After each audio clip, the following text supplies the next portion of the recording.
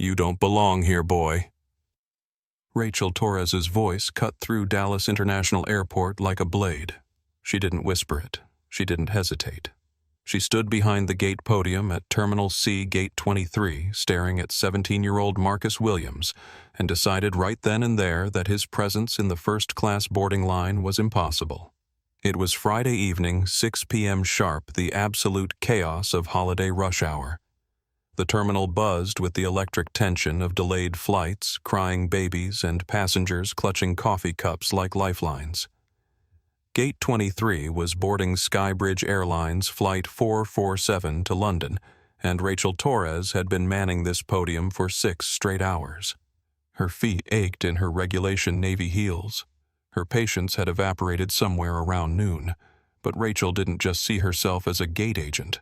She was a guardian, a protector of order.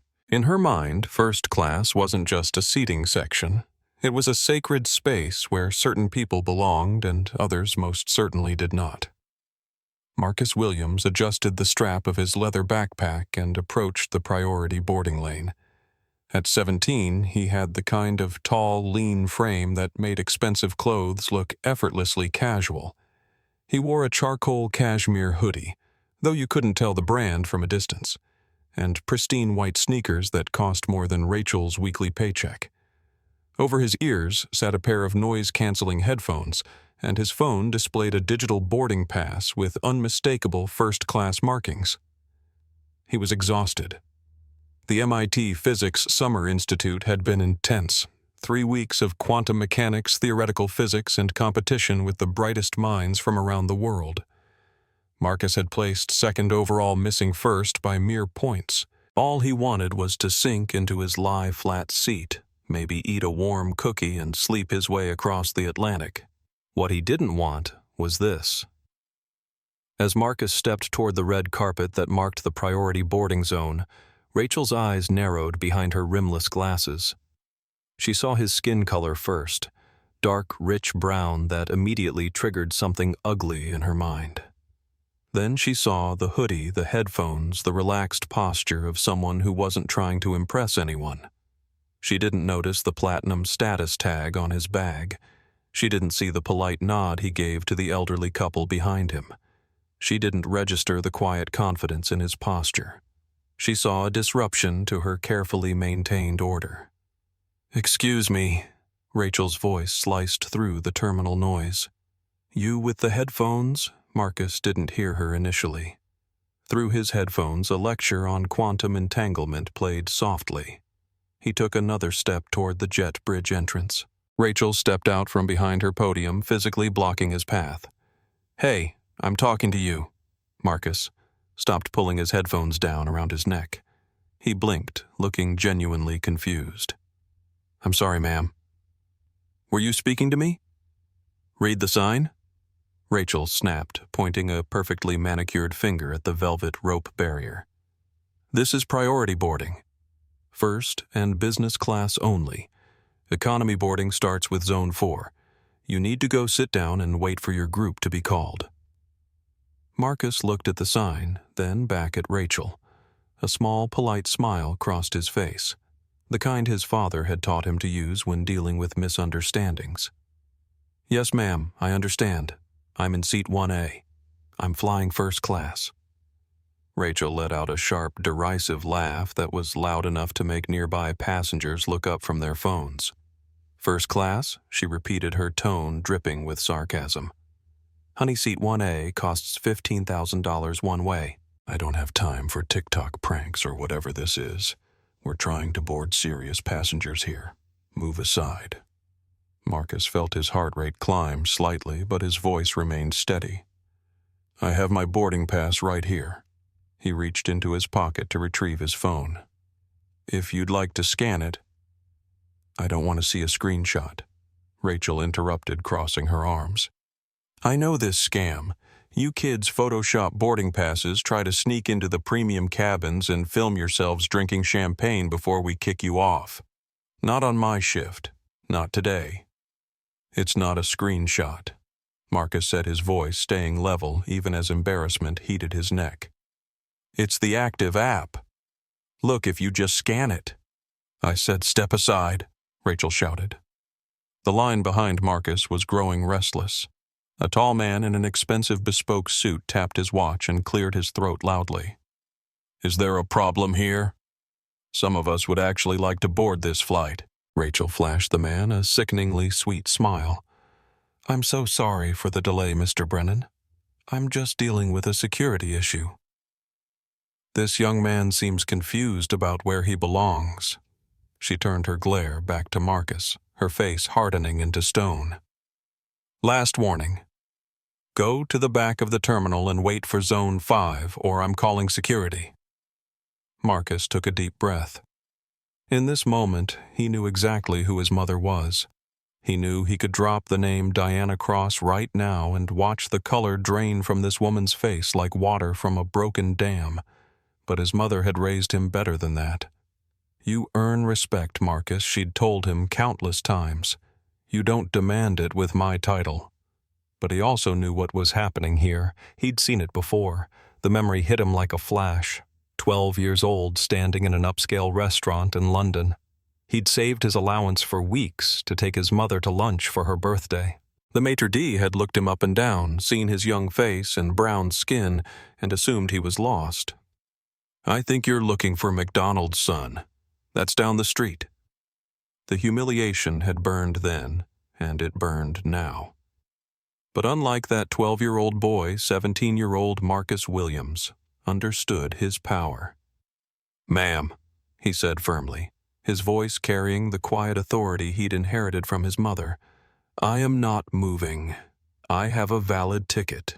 You are refusing to scan it based on how I look.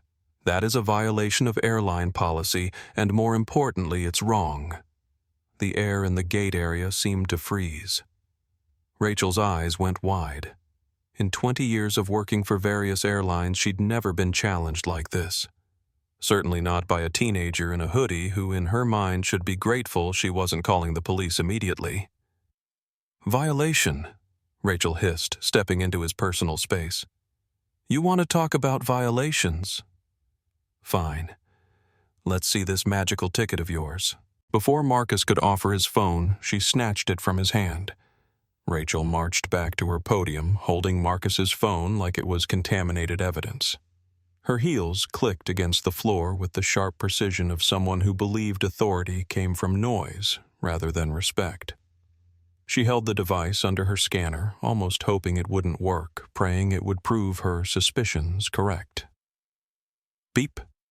A distinct green light illuminated the screen. The display clearly read, Williams Marcus.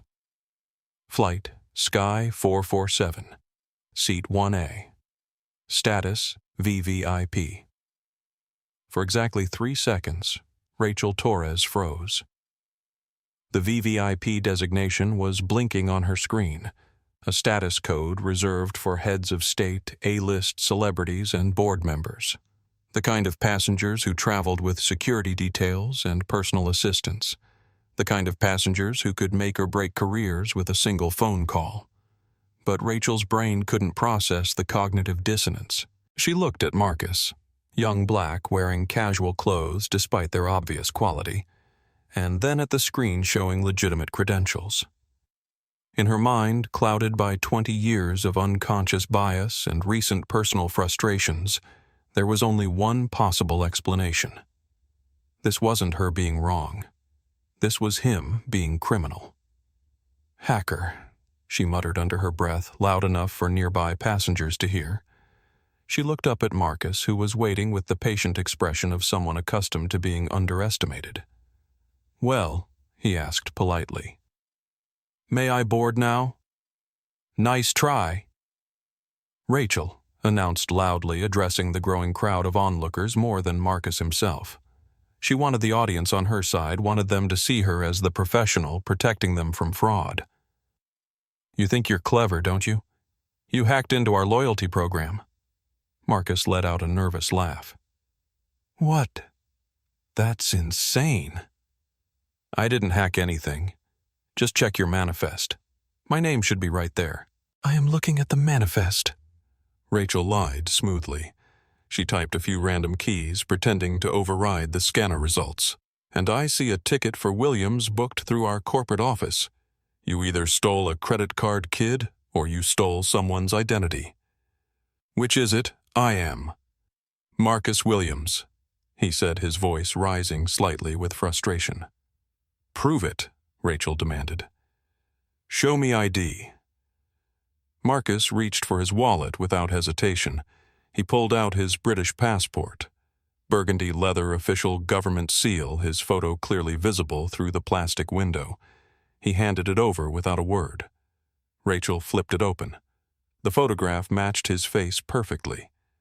The name matched the ticket exactly. The passport was clearly genuine with proper watermarks and security features that would be impossible to fake convincingly. Instead of admitting her mistake, Rachel's ego doubled down. She felt the eyes of the wealthy passengers behind Marcus watching her every move. If she backed down now after creating such a public scene, she would look weak. She would look like someone who had made a terrible error in judgment. And Rachel Torres did not make errors in judgment. This looks fake, she announced, tossing the passport onto her counter with a loud thwack that echoed through the gate area. It's a government-issued passport, Marcus shouted, his carefully maintained composure finally cracking. Are you out of your mind? Don't you raise your voice at me, Rachel shrieked back. The entire gate area went silent. Conversations stopped mid-sentence. Children stopped crying. Even the boarding announcements from other gates seemed to pause.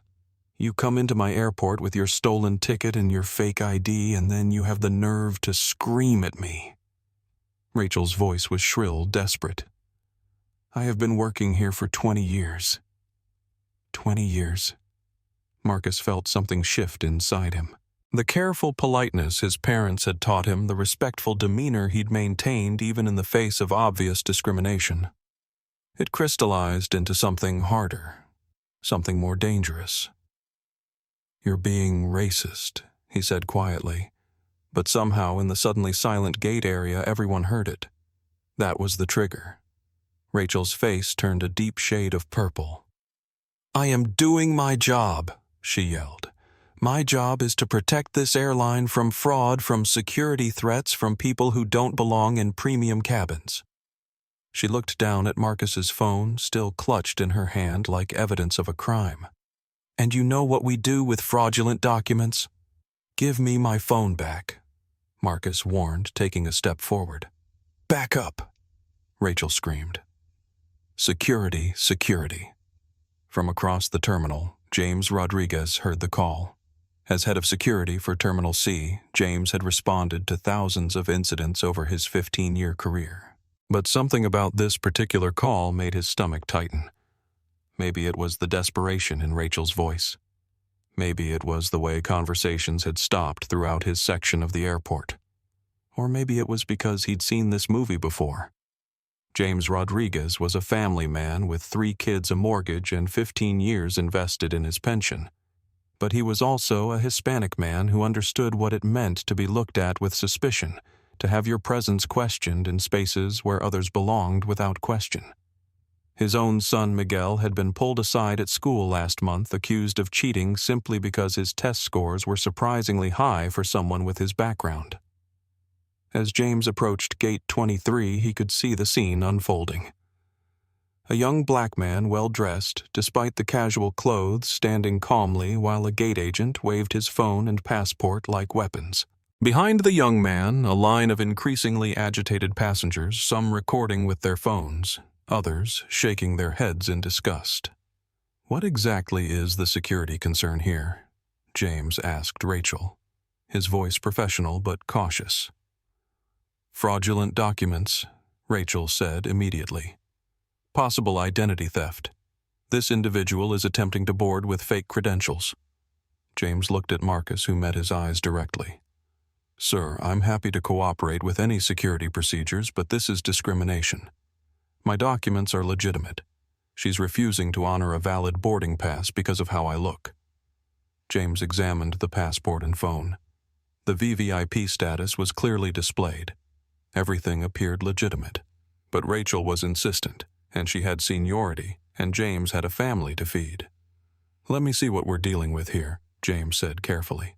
As James reviewed the documents, David Brennan, the businessman who had been impatiently waiting behind Marcus, saw an opportunity to speed up the boarding process. David was executive vice president at Stratton Logistics, accustomed to getting his way through a combination of money status and strategic pressure.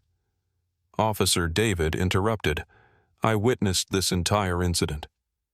The young man was aggressive and threatening toward Miss Torres. He grabbed his phone back from her forcefully and raised his voice in a threatening manner.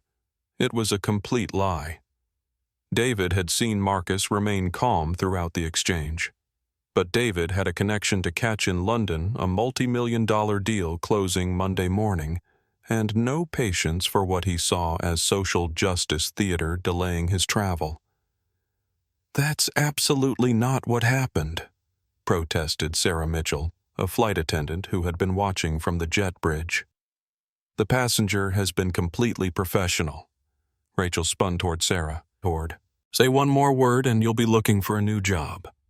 Elena Vasquez, a junior gate agent who had been processing other passengers, cleared her throat nervously. "Miss Torres, I saw the interaction too. The passenger didn't." "Elena, get back to work," Rachel snapped. "This is none of your concern." But the damage was done.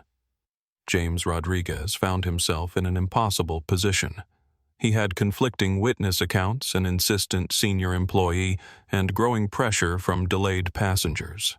The easy path was to remove Marcus from the situation and sort it out later. The right path was much harder to see. Son James said to Marcus, "I'm going to need you to come with me while we sort this out." Marcus felt his heart sink. "Officer, I understand you have a job to do, but this is wrong, and I think you know it." James's jaw tightened. He did know it, but knowing and acting on that knowledge were two very different things. As James reached for his handcuffs, Marcus made a decision that would change everything. "Sir, before you do this, I need you to understand something," Marcus said, his voice carrying a quiet authority that made everyone in the gate area stop and listen. "My mother is Diana Cross. She owns 71% of Skybridge Airlines. She owns this gate, this plane, and every job in this terminal, including yours." The words landed like a physical blow. Rachel's face went from purple to pale in seconds. That's impossible," she stammered. "In about 15 minutes, Marcus continued, her private jet is going to land on this tarmac, and when it does, she's not going to be coming here as my mother. She's going to be coming here as your CEO.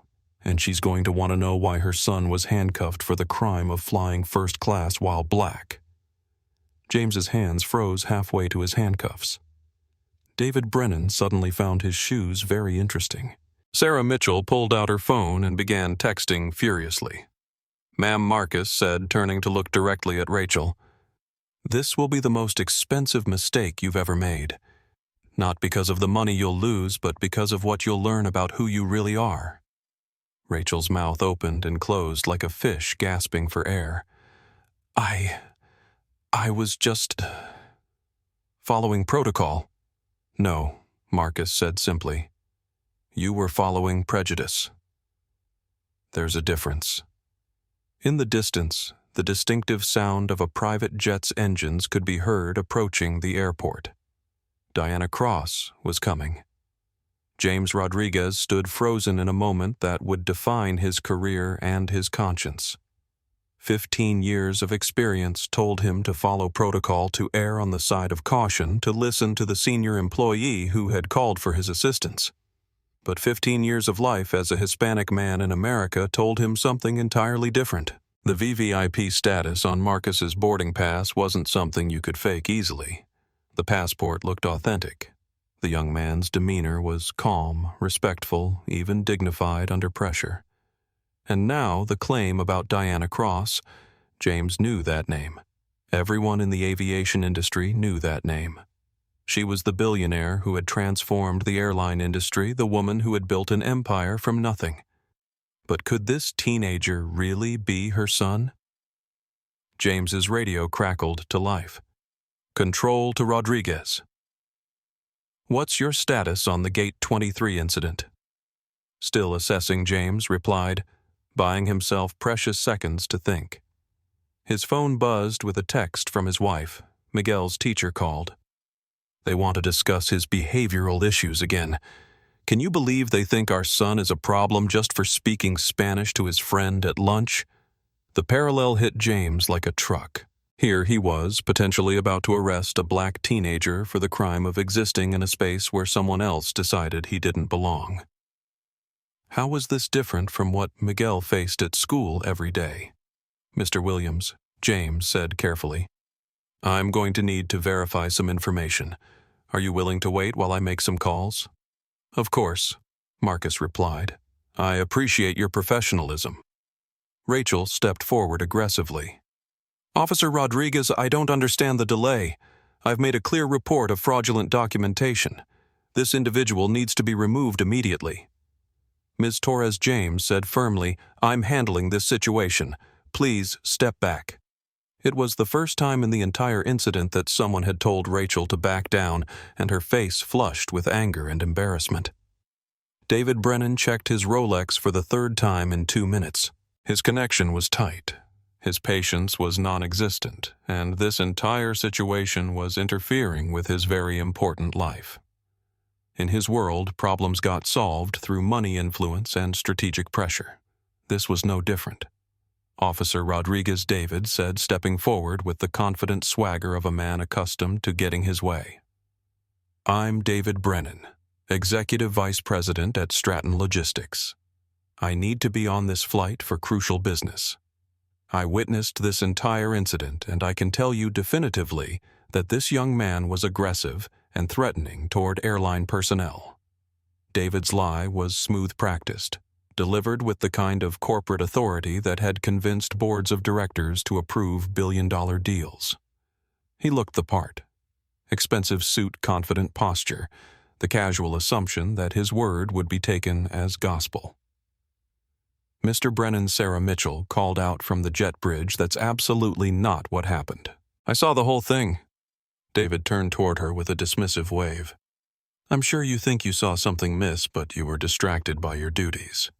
I was paying close attention as a concerned passenger. Other passengers in line began murmuring agreement with David. Not because they had actually witnessed anything, but because agreeing with the well-dressed businessman seemed like the path of least resistance to getting on their flight. I saw the young man grab his phone aggressively, said a woman in designer jewelry, though she had been looking at her own phone during the entire incident. He was definitely raising his voice in a threatening manner, added an older man in a golf shirt who had arrived at the gate only moments before. Elena Vasquez, the junior gate agent, watched this cascade of lies with growing horror. She had seen everything.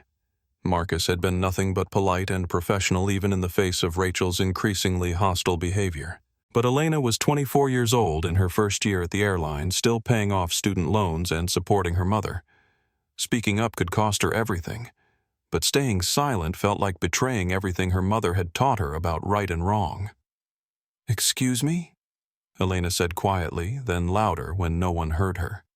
Excuse me, I saw what actually happened. Rachel spun toward her like a predator sensing a threat. Elena, I told you this is not your concern. But it is my concern, Elena said, her voice shaking but determined. Because I took an oath when I started this job to treat all passengers with respect and dignity. And that's not what happened here. James looked at Elena with something approaching relief. Finally, a witness who wasn't obviously lying or obviously biased. What did you see, Miss Vasquez? James asked. I saw Mr. Williams approach the gate politely. I saw him try to show his boarding pass. I saw Miss Torres refuse to scan it and make accusations based on nothing but assumptions. Elena's voice grew stronger as she spoke. He never raised his voice until she started yelling at him. He never grabbed his phone. She took it from him. Everything Mr. Brennan said is untrue. David's face hardened. Officer, You're going to take the word of a junior employee over multiple passenger witnesses and a senior gate agent. But James was already pulling out his radio. Control, I need you to run a passenger verification. Williams, Marcus Flight, Sky 447. The response came back in 30 seconds. Rodriguez, that passenger, is flagged as VVIP family. Handle with extreme caution. No enforcement action without supervisor approval. James felt his stomach drop. VVIP family meant exactly what Marcus had claimed. This young man was connected to someone with serious power in the airline industry. Despite the verification, James found himself trapped between competing pressures. Rachel was senior staff making official accusations. David Brennan and other passengers were claiming to witness threatening behavior. His supervisor wasn't answering his radio calls, and protocol demanded that he err on the side of security. But Marcus Williams was also clearly the victim of discrimination, and James's conscience was screaming at him to do the right thing. "Mr. Williams," James said finally, "I'm going to need you to come with me to security for additional verification." It wasn't an arrest exactly, but it wasn't freedom either. Marcus nodded with disappointing understanding. "I understand, Officer Rodriguez. You're in a difficult position, but I want you to know that in about 10 minutes when my mother arrives, she's going to ask you why you chose to believe a room full of lies instead of one person telling the truth." James clicked the handcuffs gently onto Marcus's wrists, trying to maintain some dignity in an undignified situation. "I'm sorry," he whispered. As they walked through the gate area, Tommy Rivera, a baggage handler who had been watching from the sidelines, discreetly filmed the scene with his phone. Tommy had seen enough racial profiling in his 5 years at the airport to recognize it instantly. But he'd never seen it happen to someone who might actually have the power to do something about it. Sarah Mitchell followed them toward the security office. "This is wrong," she announced loudly enough for everyone to hear. "This young man has done nothing but exist while black in first class." Rachel called after her. "Sarah, get back to the gate. You have passengers to board." "The passengers can wait," Sarah replied. "This is more important than anyone's flight." As the small procession moved through the terminal, other airport employees began to take notice. Word spread quickly through the staff networks. A VVIP passenger was being detained at Gate 23. A gate agent had refused to honor legitimate credentials. Security was involved. And somewhere in the distance, a private jet was approaching the runway. Marcus walked with dignity despite the handcuffs his head held high. He had learned from his mother that how you respond to injustice defines your character more than the injustice itself. He was disappointed, but not surprised. Angry, but not defeated. Officer Rodriguez Marcus said as they approached the security office, "When this is over, and my mother has finished dealing with everyone who participated in this incident, I hope you'll remember that you still have a choice about who you want to be." James Rodriguez didn't respond, but his hands were shaking as he opened the security office door. He had a terrible feeling that the next few minutes would haunt him for the rest of his career. In the distance, the sound of jet engines grew louder. Diana Cross was 5 minutes away from landing, and she had no idea that her son was about to be placed in an airport detention cell for the crime of trying to get home. The storm was coming, and everyone who had participated in this injustice was about to learn what real power looked like. 37,000 feet above Texas, a private jet cut through the evening sky like a black arrow aimed at justice. The aircraft wasn't just transportation. It was a statement of power refined to its purest form. No gaudy gold lettering, no flashy logos, just sleek, dark elegance that whispered rather than shouted. Diana Cross sat in the cabin's forward section, her laptop open, her mind focused with the laser intensity that had built an empire from nothing. At 46, she had the kind of presence that could silence a boardroom without raising her voice. She wore a simple black dress, Armani, though the label was invisible, and minimal jewelry. Her power didn't come from displays of wealth. It came from the fact that she could buy and sell companies before lunch and still have time to attend her son's physics competitions. The call had come 30 minutes ago, patched through by her executive assistant, despite strict instructions not to be disturbed during the flight to London. But this wasn't a business emergency. This was personal. Mrs. Cross. The voice had been tight with professional panic. There's been an incident at Dallas International involving your son.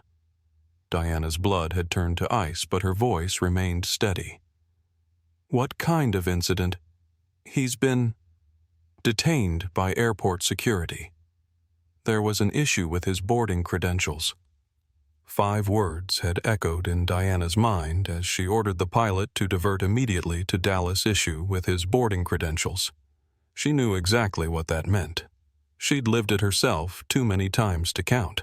Diana Cross had been born Diana Washington in a housing project in East Cleveland, where the American dream felt more like a cruel joke than an achievable goal. Her mother cleaned offices at night and sold Avon products during the day. Her father drove a cab when he could find work and drove Uber when he couldn't. They lived in a 2-bedroom apartment with thin walls and thinner hope. But Diana had been born with something unstoppable, the absolute refusal to accept that circumstances of birth determined circumstances of life. At 8 years old, she had walked into Morrison's family restaurant with her birthday money, $7.33 saved over 6 months, and asked to order their advertised birthday special. The hostess had looked at her patched jeans, her second-hand shoes, her eager brown face, and said, "We don't serve your kind here, honey. Try the McDonald's down the street." Diana had stood in that restaurant lobby for 10 minutes, tears streaming down her face until the manager finally called her mother to come get her. That night, lying in bed in the apartment that shook every time the upstairs neighbors walked across their floor, 8-year-old Diana had made a promise that would define the rest of her life. One day, I'm going to own the places that try to keep me out. 38 years later, Diana Cross owned or controlled more than 300 businesses across 6 continents. Hotels, airlines, restaurants, technology companies, real estate developments. An empire built on the foundation of that 8-year-old girl's rage and determination. But the empire hadn't been built for its own sake. It had been built for moments like this. Her phone buzzed with a text from her assistant. Incident verified. Marcus detained for fraudulent credentials despite VVIP status confirmation. Requesting instructions. Diana's fingers flew across her phone's keyboard. I want every detail, every employee involved, every passenger who witnessed, every security camera angle. And I want it before I land. She had raised Marcus to understand his privilege, but also to understand its responsibilities. He was a cross, which meant he had the power to open doors. But she had also raised him to be the kind of man who held those doors open for others who might not be able to open them themselves. The irony wasn't lost on her. She owned 71% of Skybridge Airlines. She had personally approved the company's diversity and inclusion policies. She had mandated bias training for all customer-facing employees. She had created anonymous reporting structures for discrimination incidents. And despite all of that, her own son had just been handcuffed for the crime of flying first class while black. Diana closed her laptop and looked out the window at the lights of Dallas spreading below them like stars fallen to earth. Somewhere down there, Marcus was sitting in an airport security office, probably maintaining the dignity and composure she had taught him, probably wondering if his mother knew what was happening to him. She knew. And she was coming. Her phone rang. The caller ID showed her head of security. "Talk to me," Michael, Diana said. "Ma'am, I've been monitoring the situation. Your son is currently being held at Dallas International Terminal C security office. The detention appears to be based on racial profiling by a gate agent named Rachel Torres. Multiple witnesses confirm Marcus remained professional throughout the incident. What about the security officer who detained him, James Rodriguez, 15-year veteran, Hispanic male with a family? He appears to have been placed in an impossible position by conflicting witness statements and pressure from senior staff. Diana processed this information with the clinical efficiency that had made her a billionaire. And the gate agent, 20-year employee. Multiple previous complaints for discriminatory behavior that were apparently never properly addressed. She's claiming Marcus presented fraudulent documents and became aggressive when challenged. Security footage. Being pulled now. But ma'am, we have something else. A baggage handler named Tommy Rivera filmed the entire incident on his phone. He's posted it to social media. It's explosive. Diana felt something cold and dangerous settle in her chest. How explosive. 3 million views in the last 20 minutes. Dallas airport discrimination is trending nationally. CNN has picked up the story. The Today Show is already planning coverage for Monday morning. The plane began its descent toward Dallas. Diana could see the airport in the distance, a sprawling complex of lights and runways, where her son was being held for the crime of existing while black in a space where someone else had decided he didn't belong. Michael, Diana said, "I want you to call ahead to Dallas International. Tell them Diana Cross is inbound for an immediate meeting with all parties involved in this incident. Tell them it's not a request." "Yes, ma'am." "Anything else?" Diana smiled, but it was the smile of a predator who had just caught the scent of prey. "Tell them to have their resumes ready." As the jet touched down on the Dallas International runway, Diana felt the familiar surge of adrenaline that came with battle. This wasn't just about Marcus anymore, though protecting her son would always be her first priority. This was about every black parent who worried about sending their children into the world. This was about every young person who had been told they didn't belong in spaces they had every right to occupy. This was about the promise she had made to that 8-year-old girl in Morrison's family restaurant one day she would own the places that tried to keep her out, and she would make sure they never turned away another child the way they had turned away her. The airport's public address network crackled to life as Diana's jet taxied toward the private aviation terminal, all Skybridge Airlines personnel to standby positions. CEO Cross arriving for immediate operational review. In Terminal C, the announcement sent ripples of panic through the staff. Operations Manager Michael Harrison dropped his coffee cup, sending hot liquid splashing across his desk. Diana Cross didn't make unannounced visits. When she appeared at an airport, it usually meant someone's career was about to end. Rachel Torres, still at Gate 23, trying to maintain the illusion that everything was normal, felt her phone buzz with text messages from colleagues throughout the terminal. "Diana Cross is here. What did you do? CEO inbound. You're in deep trouble. Start looking for a new job." For the first time since the incident began, Rachel felt the first flicker of genuine fear. She had heard the name Diana Cross, of course. Every airline employee knew who owned their company. But Rachel had never connected the mild-mannered teenager she had been harassing with one of the most powerful women in America. Elena Vasquez, the junior gate agent who had tried to speak up for Marcus, received a different kind of text from her supervisor. "Whatever you saw at Gate 23, document everything. Corporate is going to want detailed statements. Sarah Mitchell." The flight attendant who had witnessed the entire incident was already typing her account of events, her fingers shaking with a combination of anger and vindication. She had been right to speak up. She had been right to follow Marcus to the security office. And now someone with the power to do something about it was coming. In the security office, James Rodriguez paced nervously while Marcus sat calmly in a plastic chair, still handcuffed, but still dignified.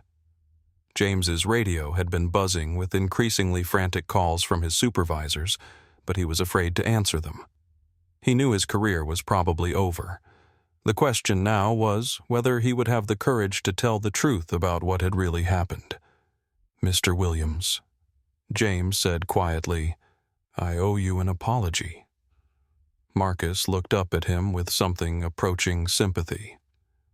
"Officer Rodriguez, you were put in an impossible position. My mother isn't coming here to destroy you. She's coming here to fix the problems that created this situation in the first place." "How can you be so calm?" James asked. Marcus smiled slightly. "Because I've seen my mother fix bigger problems than this. And I know that when she's done, no other kid will have to go through what I went through tonight." Outside, the sound of jet engines powered down. Diana Cross had arrived, and the reckoning was about to begin.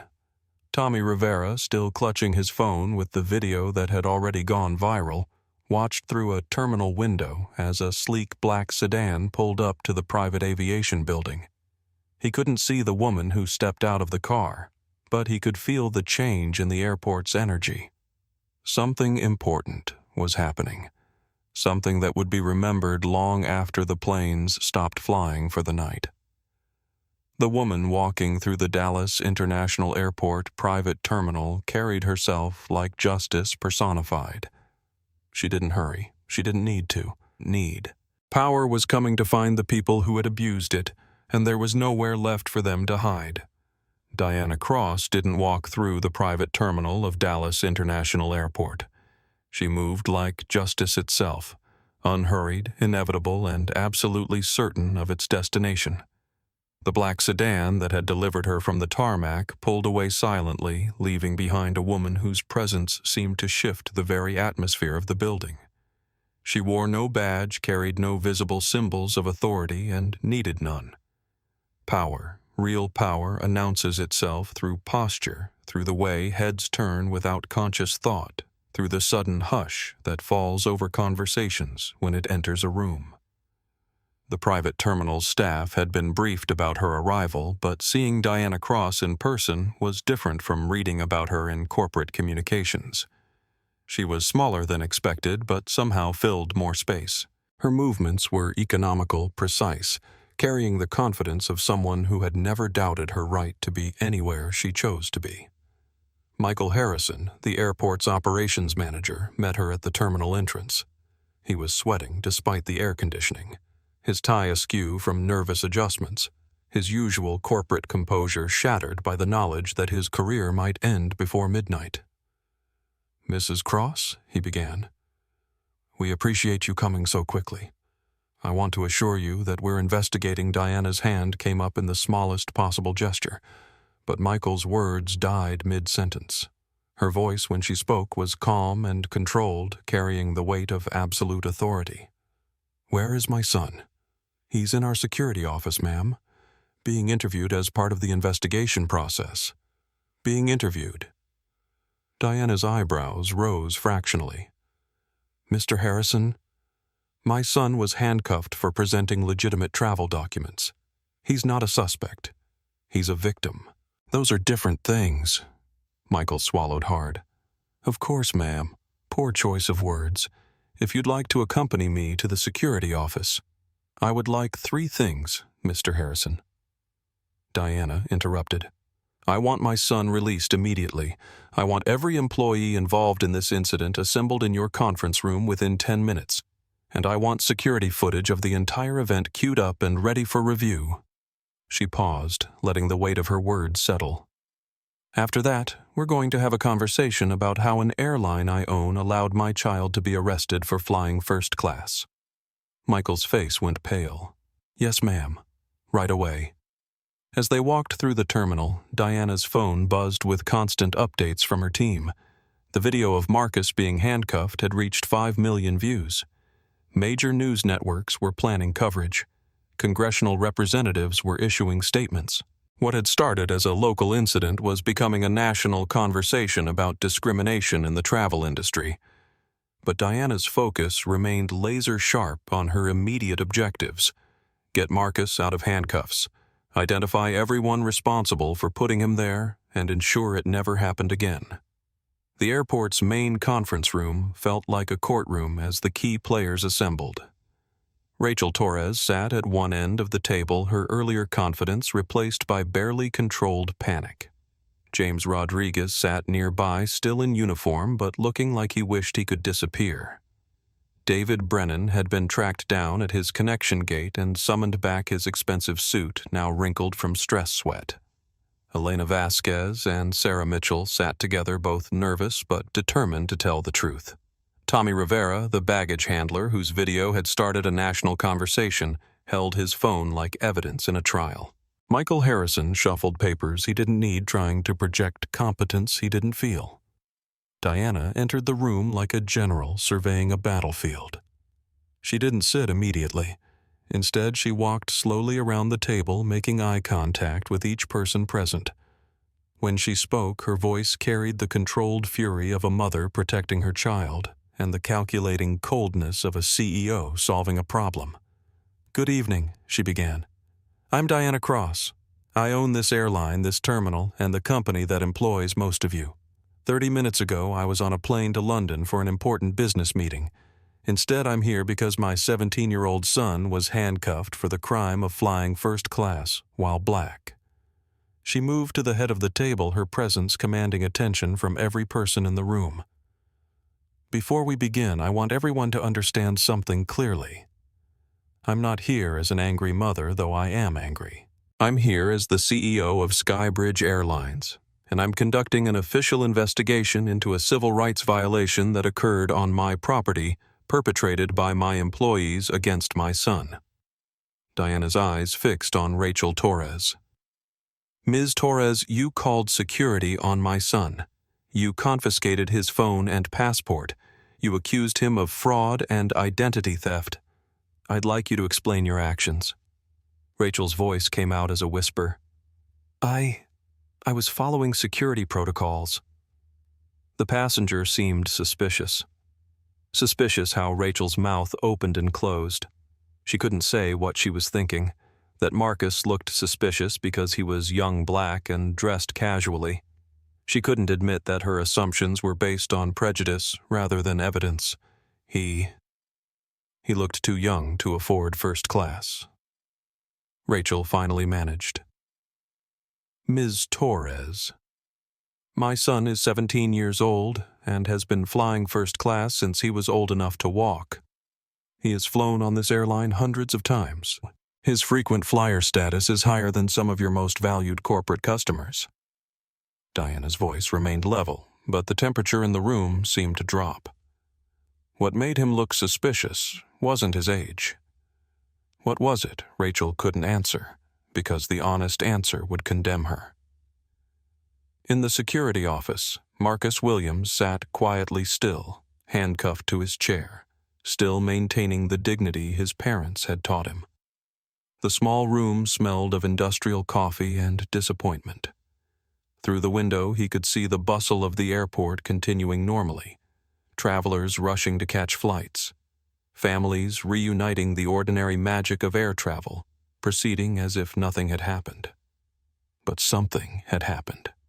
Something that would ripple outward far beyond this room, this airport, this night. Officer Rodriguez paced nervously, checking his radio every few seconds. "Your mother should be here soon," he said for the third time. "She's already here," Marcus replied calmly. "She's probably in a conference room right now asking everyone involved to explain their actions. By tomorrow, there will be new policies in place to prevent this from happening to anyone else." James looked at him with something approaching admiration. "How are you not furious?" Marcus considered the question seriously. "I am angry. But fury clouds judgment, and right now judgment is what's needed. My mother taught me that the goal isn't revenge. The goal is change. What kind of change? The kind that means no other kid has to sit in handcuffs for the crime of existing in a space where someone else decided they don't belong." James sat down across from Marcus, struck by the teenager's composure. "I made a mistake tonight. I know that. I let pressure from other people override what I knew was right. Officer Rodriguez, you're not a bad person. You were put in an impossible situation by people who created a false narrative to cover their prejudice, but you still have choices to make. When my mother asks you what happened, you can tell the truth or you can protect the lie. That choice will define who you are." Before James could respond, his radio crackled Rodriguez to conference room A immediately. "Bring the passenger." As James removed Marcus's handcuffs, the teenager rubbed his wrists and stood with the same quiet dignity he'd maintained throughout the evening. "Ready to face your mother?" James asked. Marcus smiled slightly. "Officer, you're about to meet the most powerful woman in the airline industry. I'd be more concerned about whether you're ready to face her." As Marcus and James walked toward the conference room, the airport around them buzzed with unusual energy. Word of Diana Cross's presence had spread through the entire terminal. Employees whispered in hallways. Passengers pointed and stared. The ordinary rhythms of airport life had been disrupted by the presence of power seeking accountability. Tommy Rivera's video continued to gain traction on social media. Justice for Marcus was trending alongside Dallas airport discrimination.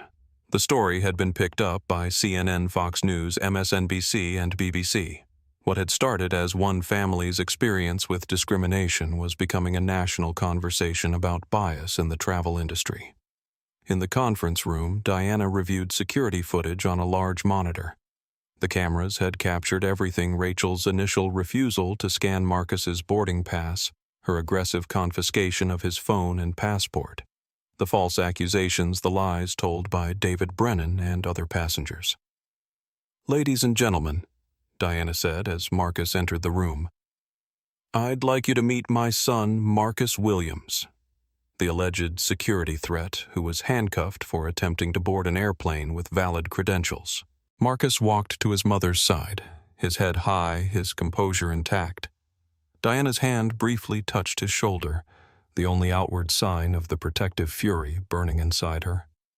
Now Diana continued, "We're going to watch the security footage together, and then each of you is going to explain your role in what happened to my child." The room fell silent except for the hum of the air conditioning and the distant sounds of airport announcements. On the monitor, the incident played out in stark black and white, every moment of discrimination captured for posterity. Rachel Torres watched herself on camera, confiscating Marcus's phone, tossing his passport onto the counter, screaming accusations at a teenager who remained calm throughout her tirade. She saw herself clearly for the first time, and the image was horrifying. David Brennan watched himself lie to a security officer claiming to witness aggression that never happened, contributing to the arrest of an innocent young man to save himself a few minutes of inconvenience. James Rodriguez watched himself choose the easy path over the right path, handcuffing a victim instead of protecting him from discrimination.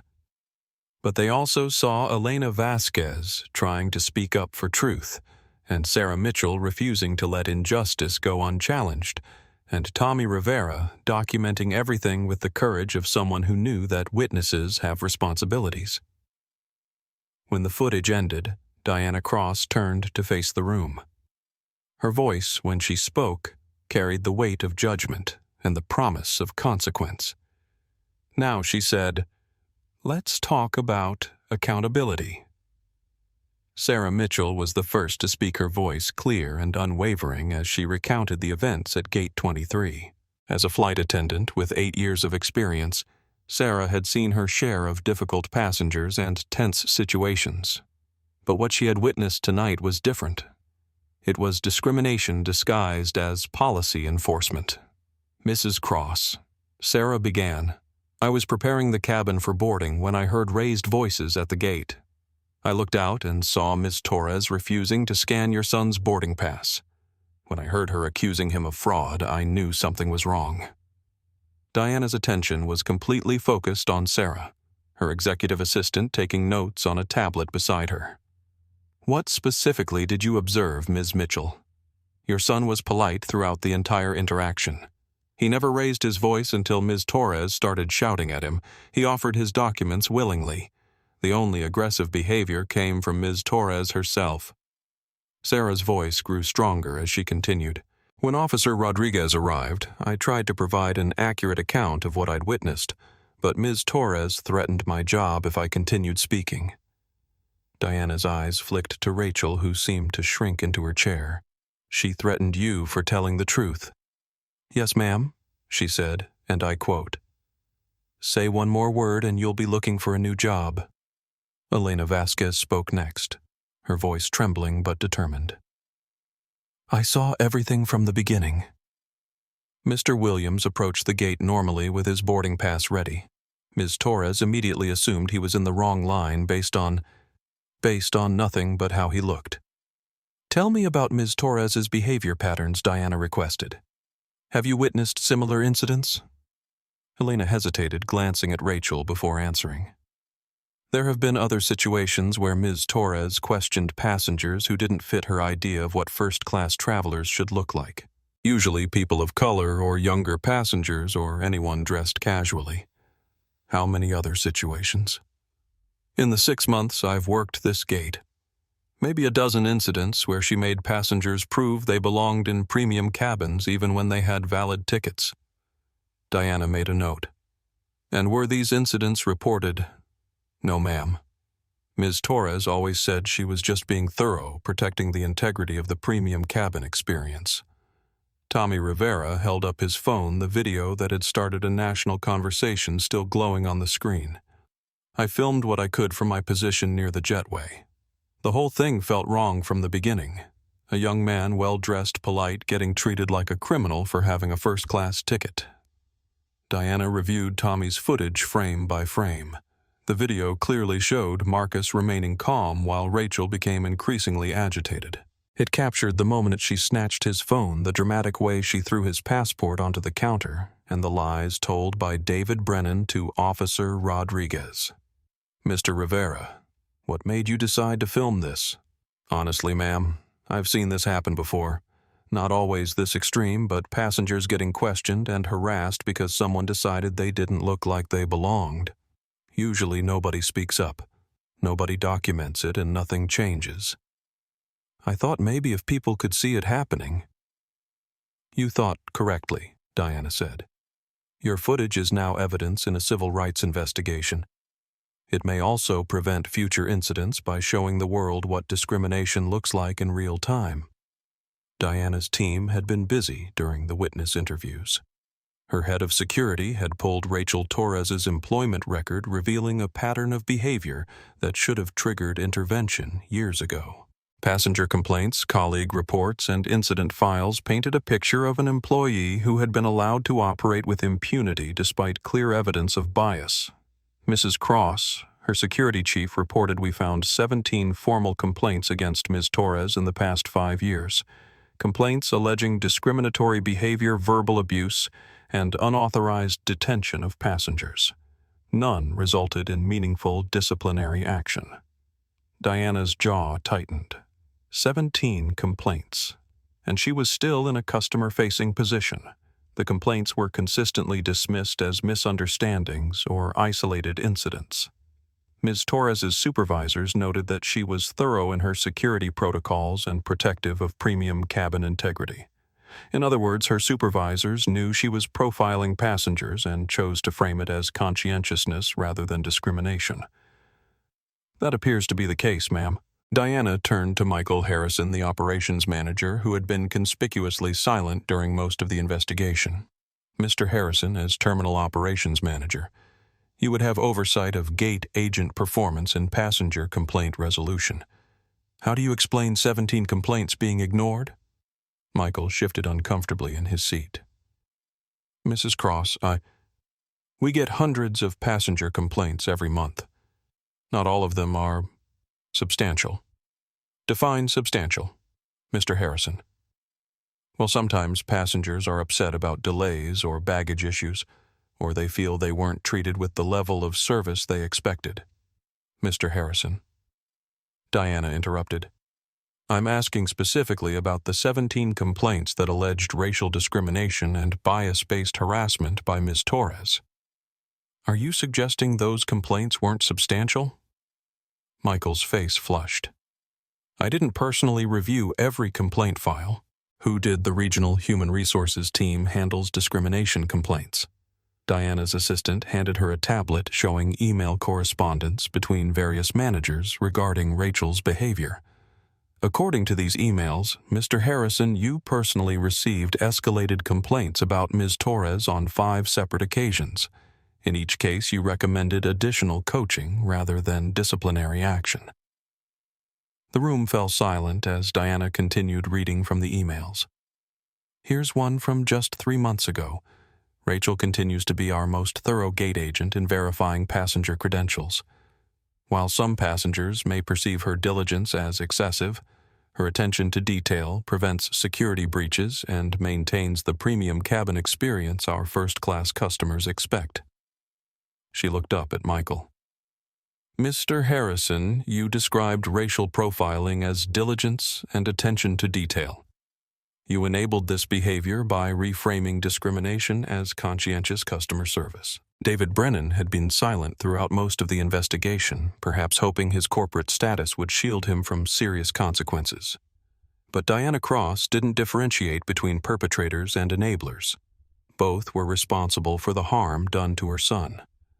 Mr. Brennan, Diana said, turning her attention to the executive who had lied to Officer Rodriguez, you told security that my son was aggressive and threatening. You claimed to witness behavior that the security footage clearly shows never happened. You lied to a police officer to expedite your boarding process. David's expensive suit no longer projected confidence. He looked diminished, sweating despite the air conditioning. Mrs. Cross, I was concerned about flight delays. I may have misinterpreted what I saw. Mr. Brennan, you didn't misinterpret anything. You fabricated a story about a black teenager being threatening because you calculated that a lie supporting racial profiling would be more believable than the truth supporting racial justice. Diana's assistant handed her another tablet. I've been in communication with the CEO of Stratton Logistics, your employer. He's very interested in discussing how one of his executives contributed to the false arrest of a minor. David's face went white. Mrs. Cross, surely we can resolve this without involving my employer. Mr. Brennan, when you chose to lie about my son to advance your personal convenience, you made a business decision. Now you get to live with the business consequences of that decision. Outside the conference room, the incident had exploded into a national story. Tommy's video had been viewed more than 10 million times. News trucks were arriving at the airport. Congressional representatives were issuing statements about discrimination in the transportation industry. Civil rights organizations were planning protests and calling for federal investigations. Diana's phone buzzed with calls from reporters, but she ignored them. The media would get their story, but not until she had finished addressing the immediate situation. Her son's dignity came before public relations, and justice came before damage control. Carlos Mendoza from CNN had managed to get past airport security and was conducting interviews in the terminal.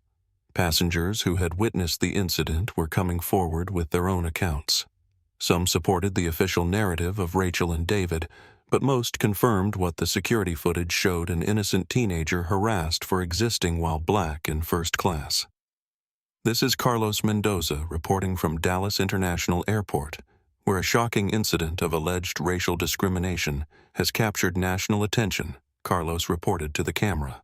17-year-old Marcus Williams, son of airline CEO Diana Cross, was handcuffed and detained for attempting to board a flight with legitimate first-class credentials.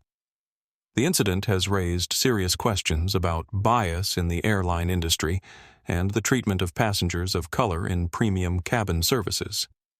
Social media platforms were flooded with similar stories from other travelers who had faced discrimination while flying.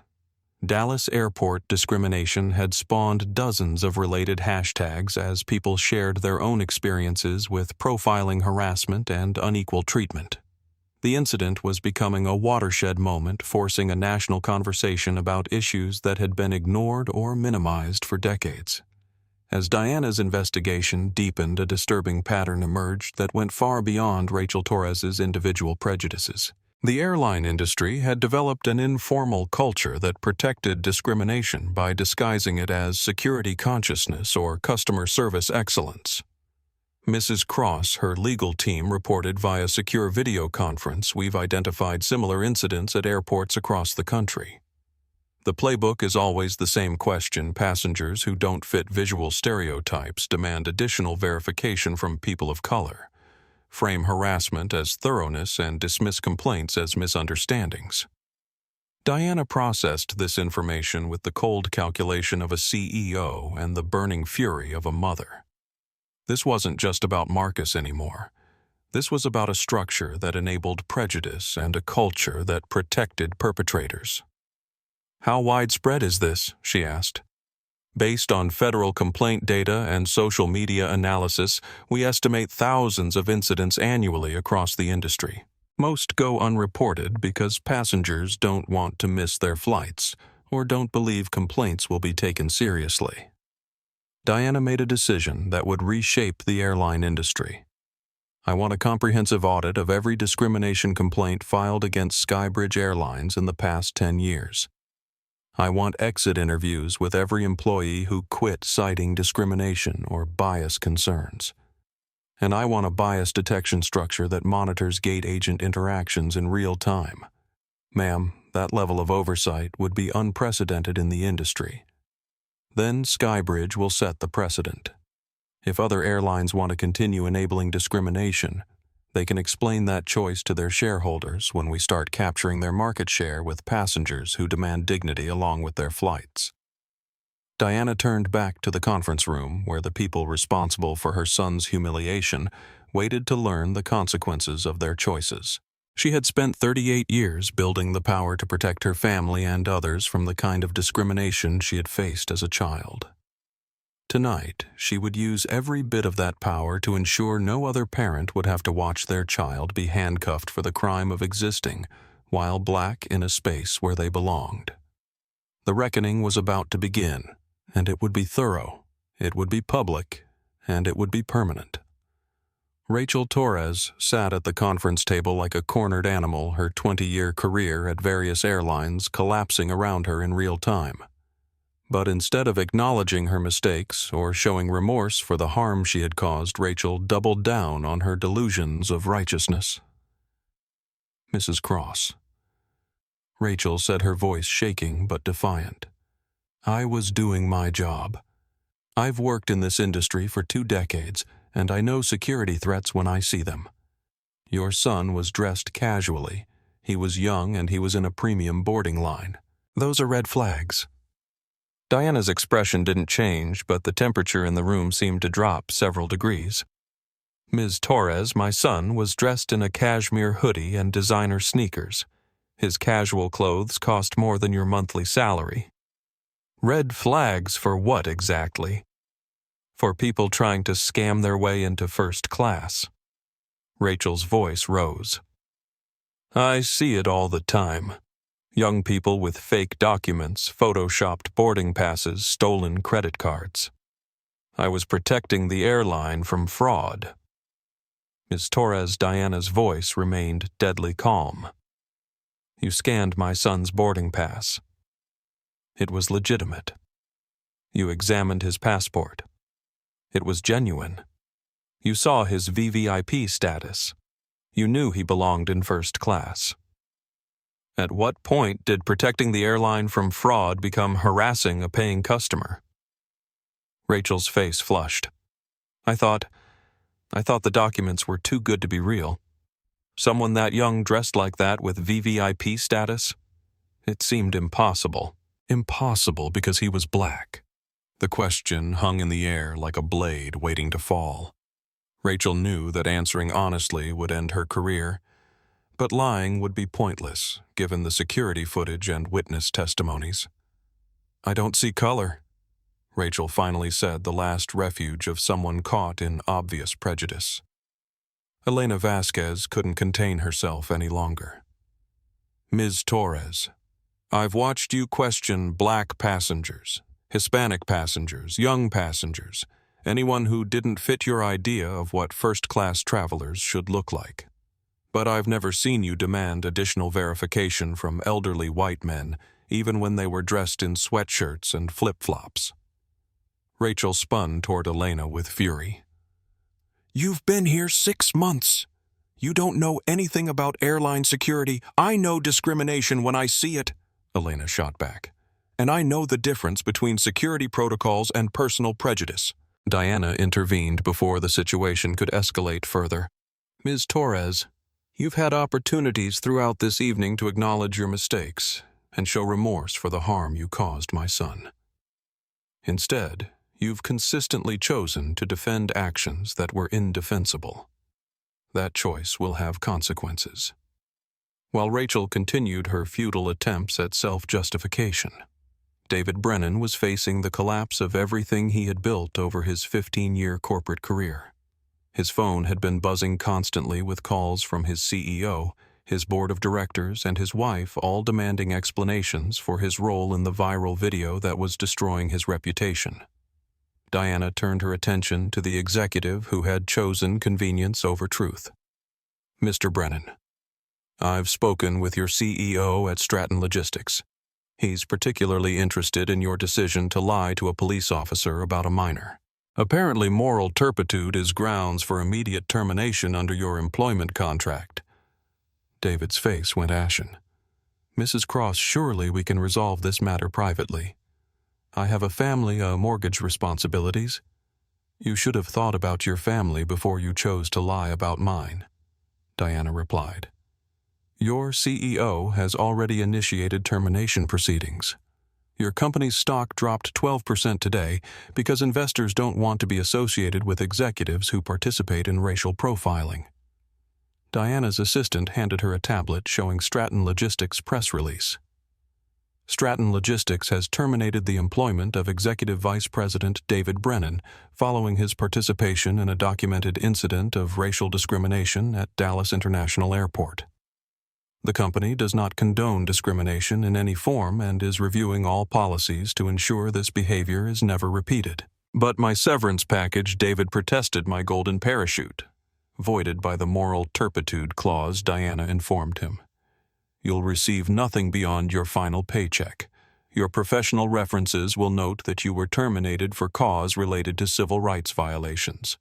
Finding new employment in your industry will be challenging." David's wife had already called him twice, asking why reporters were calling their house and why their country club membership had been suspended pending review of his conduct. His children would return to school on Monday to find their father's face on the news associated with one of the most viral discrimination incidents in recent memory. The lie he had told to save himself 10 minutes of boarding delays had cost him everything. He valued his career, his reputation, his financial security, and possibly his family.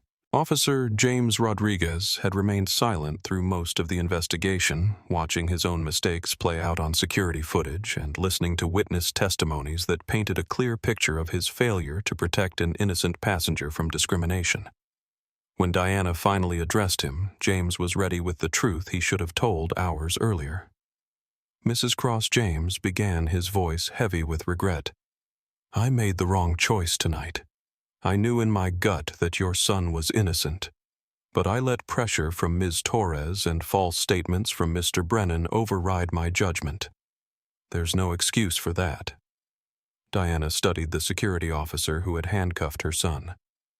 "Officer Rodriguez, you've been with airport security for 15 years. You have a family, a mortgage, a pension to protect.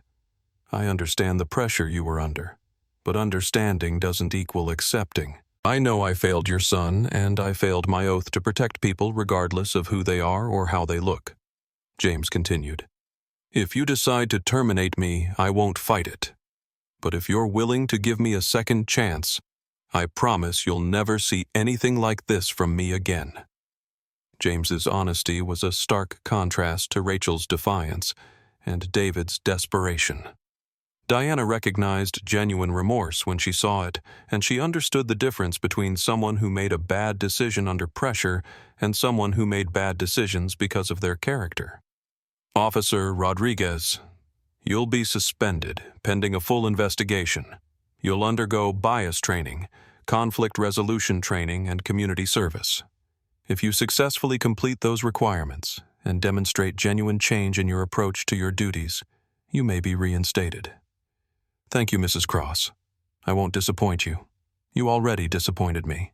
The question is whether you'll disappoint my son or the next passenger who finds themselves in a similar situation. As the individual confrontations continued, Diana's team was already implementing changes that would reshape how Skybridge Airlines operated. The incident had exposed not just individual prejudices, but institutional failures that had allowed discrimination to flourish under the guise of security and customer service. Effective immediately, Diana announced to the room Skybridge Airlines is implementing a 3-strike policy for discrimination. First incident, mandatory bias training and suspension without pay. Second incident, termination. Third incident, anywhere in our network triggers an industry-wide alert about the individual's fitness for customer service roles. She continued, "We're also launching real-time bias detection technology. Every gate agent interaction will be monitored by AI networks trained to identify discriminatory language behavior patterns and policy violations. Passengers will have immediate access to report discrimination through our app with responses guaranteed within 5 minutes." Michael Harrison, the operations manager who had enabled Rachel's behavior for years, shifted uncomfortably. Mrs. Cross, that level of monitoring might be seen as invasive by employees. Mr. Harrison, employees who aren't discriminating against passengers have nothing to fear from monitoring designed to catch discrimination. Your concern about privacy for employees who might be violating passengers' civil rights tells me everything I need to know about your fitness for management. Diana's assistant handed her another tablet. "Mrs. Cross, we've received approval from the Federal Aviation Administration to pilot the bias detection structure across all Skybridge operations. If successful, the FAA may mandate similar frameworks industry-wide." The changes weren't just about punishment. They were about prevention. Diana had learned from her business career that sustainable change required altering incentives, not just penalizing bad actors after they caused harm. "We're also implementing passenger rights training for all employees, anonymous bias reporting for staff, and promotion criteria that include anti-discrimination performance metrics," Diana announced. "Employees who consistently create inclusive, respectful experiences for all passengers will be fast-tracked for advancement." Elena Vasquez, who had tried to speak up for Marcus despite threats to her job, would be the first beneficiary of these new policies. Her courage in telling the truth would be rewarded with a promotion to senior gate supervisor and leadership of the bias prevention training program. Sarah Mitchell, the flight attendant who had refused to let injustice go unchallenged, would be offered a position in corporate training, helping develop new protocols for employee intervention when discrimination occurred. Change requires both consequences for wrong behavior and rewards for right behavior, Diana explained. "We're going to make doing the right thing profitable and doing the wrong thing expensive." The people in the conference room were witnessing more than the aftermath of a single incident.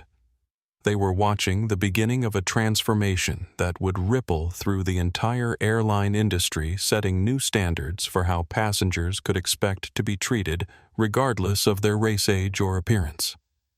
Rachel Torres had thought she was protecting the sanctity of first class from an unworthy intruder. Instead, she had triggered a reckoning that would protect millions of passengers from the kind of discrimination she had normalized and institutionalized. The cost of her prejudice was about to become clear, not just to her, but to everyone who had enabled, ignored, or participated in the culture that made her behavior possible. Diana Cross had built her empire by understanding that sustainable change required more than punishment. It demanded fundamental shifts in structure, incentives, and culture. As the investigation concluded and individual consequences were determined, she turned her attention to ensuring no other family would endure what hers had experienced. "Ladies and gentlemen," Diana addressed the room, "what happened to my son tonight wasn't an isolated incident. It was the predictable result of policies, training, and culture that enabled discrimination while protecting perpetrators. We're going to change all of that starting right now." Diana's legal team had been working throughout the night drafting comprehensive policy overhauls that would be implemented across all Skybridge operations within 48 hours. The new protocols weren't just reactive measures. They were proactive frameworks designed to prevent discrimination before it occurred. Effective immediately, all customer-facing employees will receive bias interruption training, Diana announced. Not just diversity awareness, but specific techniques for recognizing and stopping discriminatory thoughts before they become discriminatory actions. The training would be developed in partnership with leading civil rights organizations and would include virtual reality scenarios allowing employees to experience discrimination from the victim's perspective. Employees would practice de-escalation techniques, cultural competency, and bystander intervention. Additionally, we're implementing body-worn cameras for all gate agents and customer service representatives. Every interaction with passengers will be recorded both for quality assurance and for protection of employees and customers. Michael Harrison shifted nervously. Mrs. Cross, the unions might object to constant surveillance. Mr. Harrison, unions exist to protect workers from exploitation, not to protect discrimination from documentation. Any union representative who objects to accountability measures designed to prevent civil rights violations can explain their position to the Department of Justice. Diana's assistant distributed tablets showing the new passenger rights charter that would be displayed prominently at every gate posted on the company website and included in all customer communications. The charter guaranteed passengers the right to respectful treatment regardless of appearance, the right to board flights with valid credentials without additional questioning based on demographics, and the right to immediate escalation of discrimination complaints to executive leadership. We're also establishing the Passenger Advocacy Office. Diana continued with a dedicated team empowered to investigate discrimination complaints in real time and resolve them immediately. Passengers will have a direct phone line to executives who can override any employee's discriminatory behavior on the spot. The bias detection structure Diana had mentioned wasn't theoretical. Her technology team had been developing it for months, anticipating the need for automated oversight of human interactions that were prone to unconscious prejudice. The framework uses natural language processing to identify discriminatory patterns in real-time, explained Dr. Patricia Williams, Skybridge's Chief Technology Officer, joining the meeting via video conference. It analyzes tone-word choice, interaction, duration, and escalation patterns to flag potential bias incidents as they occur. The AI framework had been trained on thousands of hours of customer service interactions, learning to distinguish between legitimate security concerns and discriminatory harassment. When the framework detected potential bias, it would immediately alert supervisors and begin recording enhanced audio and video of the interaction. But technology alone isn't enough. Dr. Williams continued. We're pairing the detection framework with immediate intervention protocols. When bias is detected, supervisors receive real-time alerts with suggested de-escalation techniques and escalation procedures. Diana nodded approvingly. The goal isn't to catch discrimination after it happens. The goal is to prevent it from happening at all. The framework would also track patterns across individual employees' departments and airports, identifying training needs and policy gaps before they resulted in passenger harm. Employees who consistently triggered bias alerts would receive additional coaching, while those who maintained bias-free interactions would be recognized and rewarded. We're also implementing passenger feedback integration, Dr. Williams added. Every interaction will generate a brief voluntary survey, allowing passengers to rate not just service quality, but dignity and respect. This data will be weighted heavily in employee performance evaluations. While Diana focused on preventing future incidents, her legal team was ensuring that current perpetrators faced appropriate consequences. The federal government had taken notice of the incident, and multiple agencies were launching investigations. Mrs. Cross, her chief legal counsel, reported the Department of Justice has opened a civil rights investigation into the incident. They're also reviewing our complaint handling procedures for the past 5 years to determine if there's a pattern of violations. The FBI would interview all parties involved, review security footage, and examine the airline's response to discrimination complaints. If they found evidence of willful violation of civil rights laws, criminal charges could follow. Additionally, the Department of Transportation is conducting an industry-wide review of discrimination complaint procedures. Your son's case has become a catalyst for examining how airlines handle bias incidents across the country. Several other passengers who had experienced discrimination at Dallas International had come forward with their own stories, leading to a class action lawsuit that could cost the airport and its contractors millions of dollars in damages. We're also facing congressional scrutiny. The legal counsel continued. The House Transportation Committee has announced hearings on discrimination in the airline industry. You'll likely be called to testify about both the incident and our response. Diana welcomed the attention. Good. If congressional oversight is what it takes to force industry-wide change, then we'll cooperate fully with any investigation. The legal consequences extended beyond Skybridge. David Brennan faced potential federal charges for making false statements to a law enforcement officer. Rachel Torres could face civil rights violations charges if federal prosecutors determined her behavior was willful rather than merely negligent. The incident had resonated far beyond the aviation industry, sparking conversations about discrimination in all service sectors. Civil rights organizations were using Marcus's experience as a teaching tool, demonstrating how bias operates and how institutions can either enable or prevent it. We've received calls from hotels, restaurants, retail chains, and other service industries asking for copies of our new policies, Diana's head of public relations reported. They want to implement similar bias prevention measures in their own operations. The National Association for the Advancement of Colored People had announced plans to develop service industry bias training based on the protocols Skybridge was implementing. The Anti-Defamation League was creating educational materials using the incident to teach about both discrimination and effective allyship.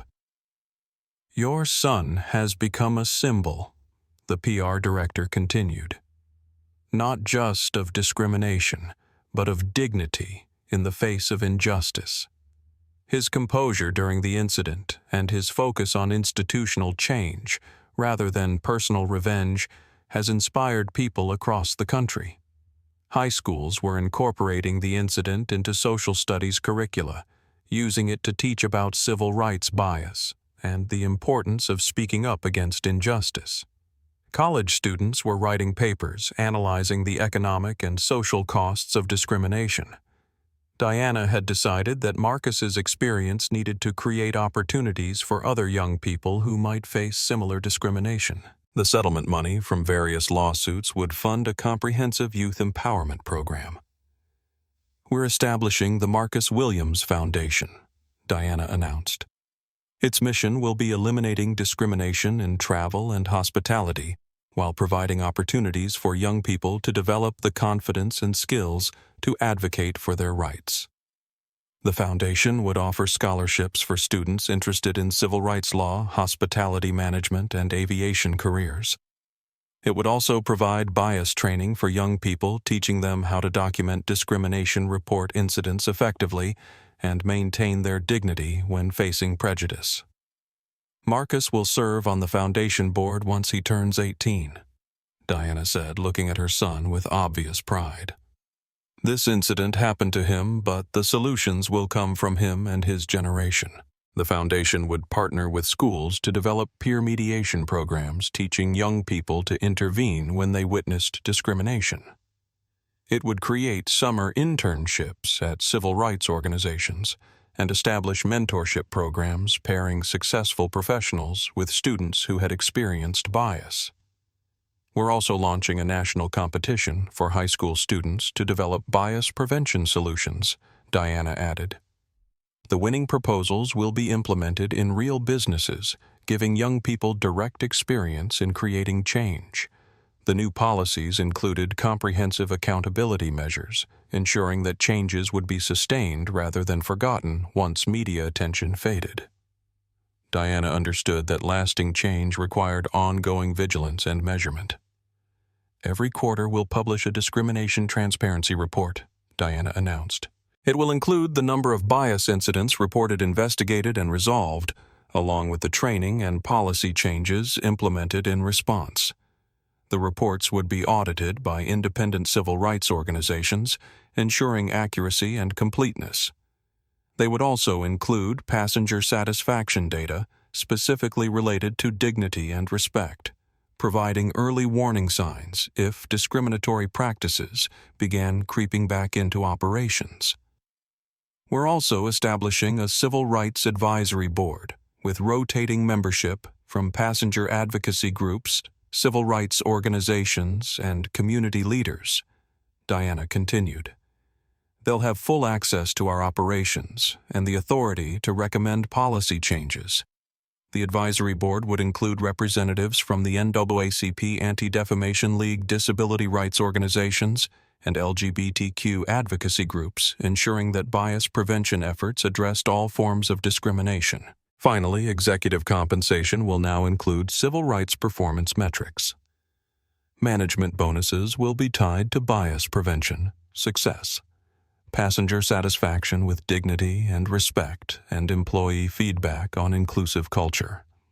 By linking financial incentives to bias prevention, Diana ensured that executives throughout the company would prioritize civil rights compliance, not just because it was right, but because their personal wealth depended on it. As the meeting concluded, Diana realized that what had started as a mother's response to her son's humiliation had evolved into a comprehensive transformation of corporate culture and industry standards. The pain Marcus had experienced was being converted into protection for countless others who might face similar discrimination. The reckoning was complete, but the real work was just beginning. 3 days after the incident at Dallas International Airport, the executive boardroom at Skybridge Airlines headquarters in Atlanta resembled a courtroom where justice would finally be served. Floor-to-ceiling windows offered a panoramic view of the city's skyline, but the attention of everyone present was focused on the polished mahogany table where careers would end and accountability would be demanded. Diana Cross sat at the head of the table, flanked by her legal team and the independent investigators who had spent 72 hours examining every aspect of the incident. Board members participated via secure video conference from around the world, their faces grave as they prepared to hear the final recommendations for consequences. Rachel Torres sat alone on one side of the table, no longer defiant, no longer certain of her righteousness. The past 3 days had been a brutal education in the difference between doing a job and doing it ethically. Her union representative sat beside her, but his presence felt more like a formality than genuine support.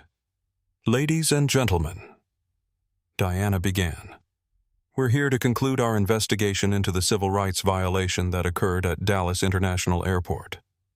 Based on security footage, witness testimonies, and comprehensive review of employment records, we've reached decisions about appropriate consequences for all involved parties." Diana's voice carried the weight of absolute authority, but also the measured tone of someone who had considered every angle, every precedent, every potential outcome. This wasn't revenge. It was institutional reform made visible through individual accountability. Ms. Torres, Diana continued turning to face the woman who had handcuffed her son for existing while black in first class. "You've been employed in various customer service roles for 20 years. In that time, you've generated 17 formal complaints alleging discriminatory behavior. Despite this pattern, you were never properly disciplined, never required to undergo bias training, never held accountable for the harm you caused passengers." Rachel's voice came out as barely a whisper. "Mrs. Cross, I was just doing my job. No, Ms. Torres. You were using your job to act on personal prejudices. There's a difference, and that difference cost my son his dignity and could have cost him his freedom." Diana's assistant distributed tablets showing Rachel's complete employment history, including the complaints that had been dismissed, the incidents that had been covered up, and the passengers who had been too intimidated or exhausted to pursue formal grievances. "You confiscated my son's phone and passport. You accused him of fraud and identity theft despite clear evidence to the contrary. You called security on a teenager whose only crime was flying first class while black. These weren't mistakes, Ms. Torres. They were choices. The room fell silent, except for the faint hum of air conditioning and the distant sounds of air traffic from the nearby airport. Rachel's 20-year career was ending in this moment, and everyone present understood the finality of what was happening. Ms. Rachel Torres, you are terminated immediately for cause effective as of this meeting. You will be escorted from the premises by security.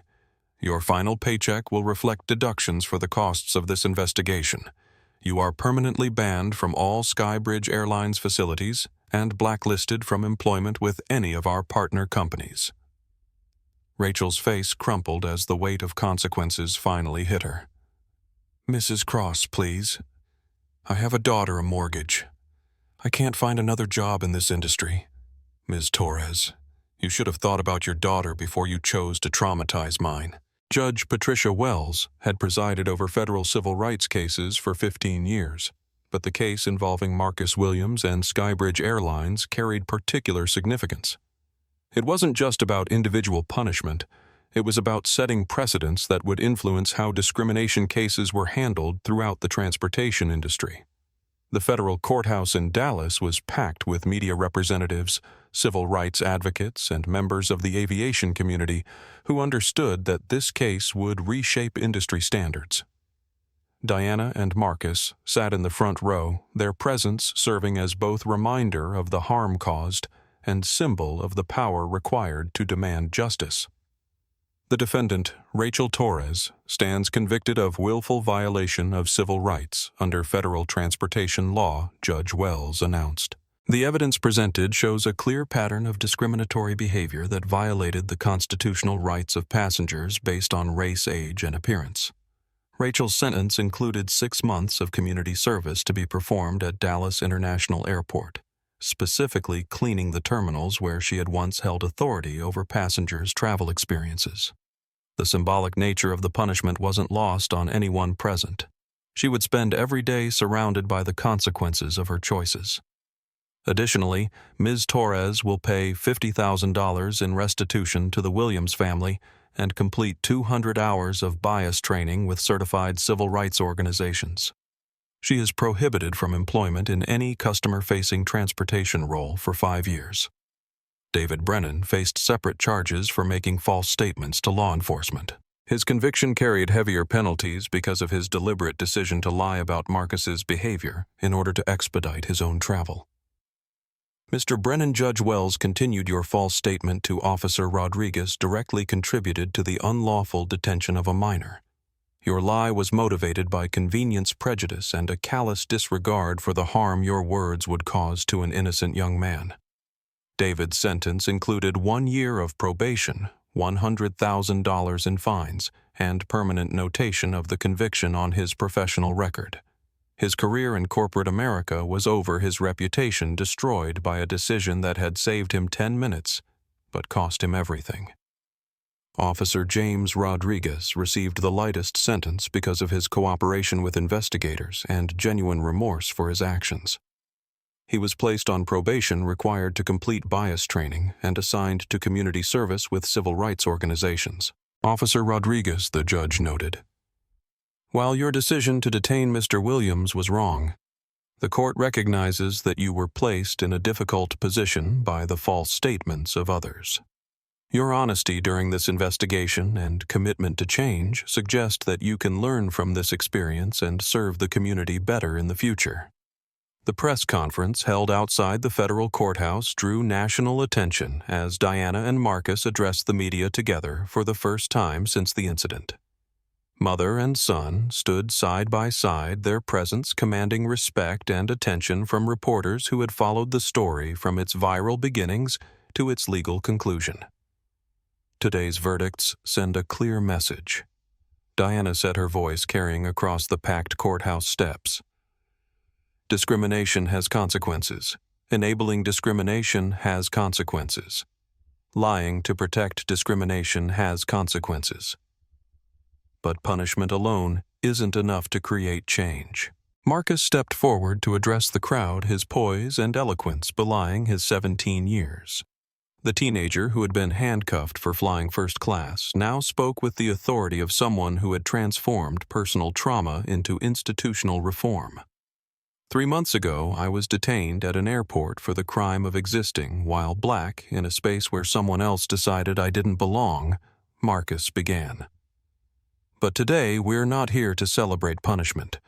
We're here to announce prevention. Marcus outlined the comprehensive changes that Skybridge Airlines had implemented and that other companies across the transportation industry were adopting. The bias detection technology, passenger rights protocols, and accountability measures that had emerged from his experience were already preventing similar incidents across the country. No teenager should have to endure what I endured, Marcus continued. But if my experience can prevent other young people from facing discrimination, if it can create frameworks that protect dignity alongside safety, then something good will have come from something terrible. The questions from reporters focused not just on the legal outcomes, but on the broader implications for civil rights enforcement and corporate accountability. Diana fielded queries about whether the changes would spread beyond the airline industry and how other companies could implement similar reforms. Discrimination is expensive, Diana noted. It's expensive in legal costs, reputation damage, employee turnover, and lost customers. But more importantly, it's expensive in human terms. The cost of bias is measured in dignity, destroyed opportunities denied, and potential unrealized. That cost is too high for any civilized society to accept. The press conference concluded with mother and son walking together toward their car, their heads held high, their mission accomplished, but their work continuing. They had not only secured justice for one incident, but had created mechanisms to prevent countless future incidents. The story had evolved from a viral video into a case study taught in business schools, law schools, and civil rights training programs across the country. Marcus's experience had become a teaching tool for understanding how discrimination operates and how institutions can either enable or prevent bias. CNN's documentary, Flight to Justice. The Marcus Williams story won a Peabody Award for its examination of discrimination in the service industry. The film used security footage, witness interviews, and expert analysis to show how bias operates and how courage can combat it. Major corporations across multiple industries began implementing versions of the bias detection and accountability frameworks that Skybridge had pioneered. Hotels, restaurants, retail chains, and other service providers recognized that preventing discrimination wasn't just ethically necessary, it was economically advantageous. The hashtag Dignity in Travel became a rallying cry for passengers who had experienced discrimination, creating a community of support and advocacy that pressured companies to improve their practices. Stories poured in from around the world of people who had faced similar treatment, demonstrating that Marcus's experience was far from unique. Congressional hearings on discrimination in transportation had led to new federal regulations requiring bias training for all customer-facing transportation employees. The Marcus Williams Act, introduced in Congress 6 months after the incident, would create federal standards for bias prevention and reporting in all federally regulated industries. The transformation wasn't limited to policy and procedure. Cultural attitudes were shifting as people began to understand how unconscious bias operated and how they could interrupt discriminatory patterns in their own behavior. Schools incorporated bias awareness into their curricula. Community organizations offered training programs. The conversation that had started with one teenager's humiliation had evolved into a national dialogue about respect, dignity, and justice. As the legal proceedings concluded and media attention began to focus on implementation rather than punishment, Diana reflected on how a mother's rage had been channeled into institutional change. The promise she had made to 8-year-old Diana Washington in that Cleveland restaurant, that one day she would own the places that tried to keep her out, had evolved into something greater, ensuring that no place could keep anyone out based on prejudice, bias, or the color of their skin. The reckoning was complete, but the real victory was just beginning. The orange jumpsuit felt like sandpaper against Rachel Torres' skin as she reported for her first day of community service at Dallas International Airport. 6 months earlier, she had worn a crisp Navy uniform with gold wings, commanding respect from passengers and wielding authority over who could board premium cabins. Now she pushed a janitor's cart through the same terminals where she had once held power. The humiliation was complete and deliberate. Judge Wells had specifically ordered Rachel's community service to be performed at the scene of her crime, ensuring that every shift would serve as a reminder of the choices that had destroyed her career and reputation. "You're assigned to Terminal C today," her supervisor, Jerome Williams, informed her. Jerome was a kind-eyed man in his 60s who had worked airport maintenance for 30 years. He had watched Rachel's transformation from news coverage to courthouse steps to this moment, and while he felt no satisfaction in her downfall, he understood the justice in her consequences. Gates 20 through 30. Jerome continued.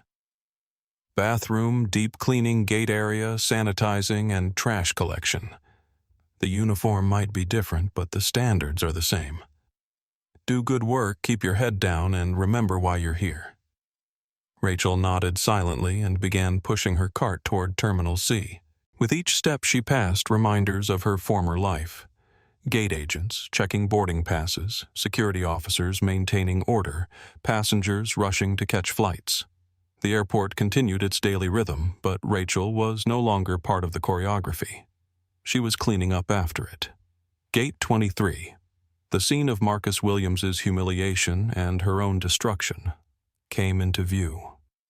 A new gate agent, a young Hispanic woman with a warm smile, was helping an elderly black couple with their boarding passes. Rachel watched the interaction from a distance, noting the patience, respect, and dignity the agent showed the passengers. This was what customer service looked like when it wasn't contaminated by prejudice. Rachel's phone buzzed with a text from her teenage daughter, "Mom, I can't come to the airport anymore. My friends saw the video. They're asking questions I can't answer. Why did you do that to that boy?" The question haunted Rachel because she couldn't answer it honestly without admitting that she had acted on assumptions rooted in racial bias. Her daughter, the child she had claimed to be protecting through her career, was now ashamed to be associated with her. At her former workstation, Rachel began scrubbing toilets in the bathroom she had once used during her breaks. The bleach burned her nostrils and stung her eyes, but it couldn't wash away the memory of Marcus Williams's dignity in the face of her cruelty. Other airport employees recognized her as she worked. Some averted their eyes in embarrassment. Others whispered among themselves, pointing at the woman who had become a cautionary tale about the cost of discrimination. A few offered quiet words of support, but even they kept their voices low, unwilling to be publicly associated with someone whose name had become synonymous with bias and prejudice. The worst moment came when she encountered Sarah Mitchell, the flight attendant who had tried to speak up for Marcus. Sarah was walking through the terminal in uniform, professional and confident when she noticed Rachel mopping the floor. Their eyes met for just a moment. Sarah's expression wasn't vindictive or satisfied. It was sad. Sad for the choices Rachel had made, sad for the harm she had caused, sad for the waste of a life spent nurturing prejudice instead of understanding. "I hope you learned something," Sarah said quietly, then continued on her way. Rachel had learned something, but the lesson had come too late to save her career, her reputation, or her relationship with her daughter. David Brennan's fall from corporate grace was swift, public, and comprehensive. The executive who had once commanded million-dollar budgets and international business deals was now working the night shift at a discount electronics store in suburban Dallas, trying to avoid recognition from customers who might remember his face from the viral video. The job paid $11 an hour, less than he had previously spent on lunch. His expensive suits hung unused in a closet he could no longer afford, replaced by a polyester vest with his name tag David, customer service associate. His mortgage had been foreclosed after his termination from Stratton Logistics voided his severance package and made him unemployable in corporate America. His wife had filed for divorce, taking their children to live with her parents, while she tried to rebuild their family's reputation without the man who had destroyed it. "I don't understand how you could lie about a teenager to save yourself a few minutes," she had said during their last conversation. "That wasn't the man I married. Or maybe it was, and I just never saw it clearly. The country club membership was revoked. The luxury car was repossessed. The private school tuition for his children was now impossible to afford. Every aspect of the privileged life David had built over 15 years of corporate climbing had collapsed because of one lie told to expedite his boarding process. His former colleagues avoided him like a contagious disease. Professional contacts stopped returning calls. Headhunters wouldn't represent him. The lie he had told about Marcus Williams had been preserved on security footage, replayed millions of times, and would follow him for the rest of his career. During his lunch break at the electronics store, David often sat in his used Honda Civic, a vehicle that would have embarrassed him months earlier, and wondered how 10 minutes of impatience had cost him everything he valued. He had sacrificed his integrity for convenience and lost his entire life in return. The federal conviction meant that professional licenses in several states had been revoked. His MBA from Wharton, once a source of pride and opportunity, now felt like an expensive piece of paper documenting qualifications he would never use again. His children, once proud to tell classmates about their father's important job, now attended public school where they tried to avoid conversations about family. Their friends' parents had seen the news coverage. Their names were associated with discrimination and dishonesty. The irony wasn't lost on David that his lie had been designed to get him to London faster for a business deal that would have earned him a substantial bonus. The deal had fallen through when his client learned about his conviction. The bonus he had been chasing was less than the legal fees he ultimately paid. Now, as he helped customers compare phone plans and pretended not to notice when they recognized him, David understood that character decisions have lifetime consequences.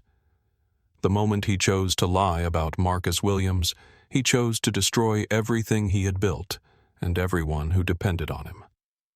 Officer James Rodriguez stood before the mirror in his apartment, adjusting his uniform one final time before returning to work after his suspension. 3 months of bias training, community service, and deep self-reflection had changed him in ways he was still discovering. His suspension had been with pay, but the real cost had been measured in shame, regret, and the hard work of confronting his own unconscious prejudices. The training programs had forced James to examine how his background as a Hispanic man who had faced discrimination didn't automatically protect him from perpetuating bias against others. Understanding prejudice isn't the same as being immune to it, Doctor. Maria Gonzalez, his bias counselor, had explained. Oppression doesn't create automatic solidarity. It can create competition for acceptance by those in power. James had spent hours analyzing his decision to handcuff Marcus Williams. Yes, he had been pressured by false witness statements and institutional hierarchy, but he had also made assumptions about which voices to trust and which stories to believe. His own experience with discrimination should have made him more suspicious of Rachel's accusations, not less. The community service had been the most educational part of his sentence. Working with civil rights organizations, James had heard dozens of stories from people who had faced discrimination in airports, hotels, restaurants, and other service environments. The patterns were consistent assumptions based on appearance, demands for additional verification from people of color, and institutional protection for employees who acted on bias. I was part of the problem, James admitted to his wife as they discussed his return to work. I told myself I was just following protocol, but protocol isn't supposed to override justice. His supervisor had offered him a chance to transfer to a different terminal to avoid the daily reminder of his mistake. James had declined. He wanted to work Gate 23, the scene of his failure, as a daily reminder of the importance of protecting passengers from discrimination rather than protecting institutions from accountability. His first day back, James received a call about a possible documentation issue at Gate 27.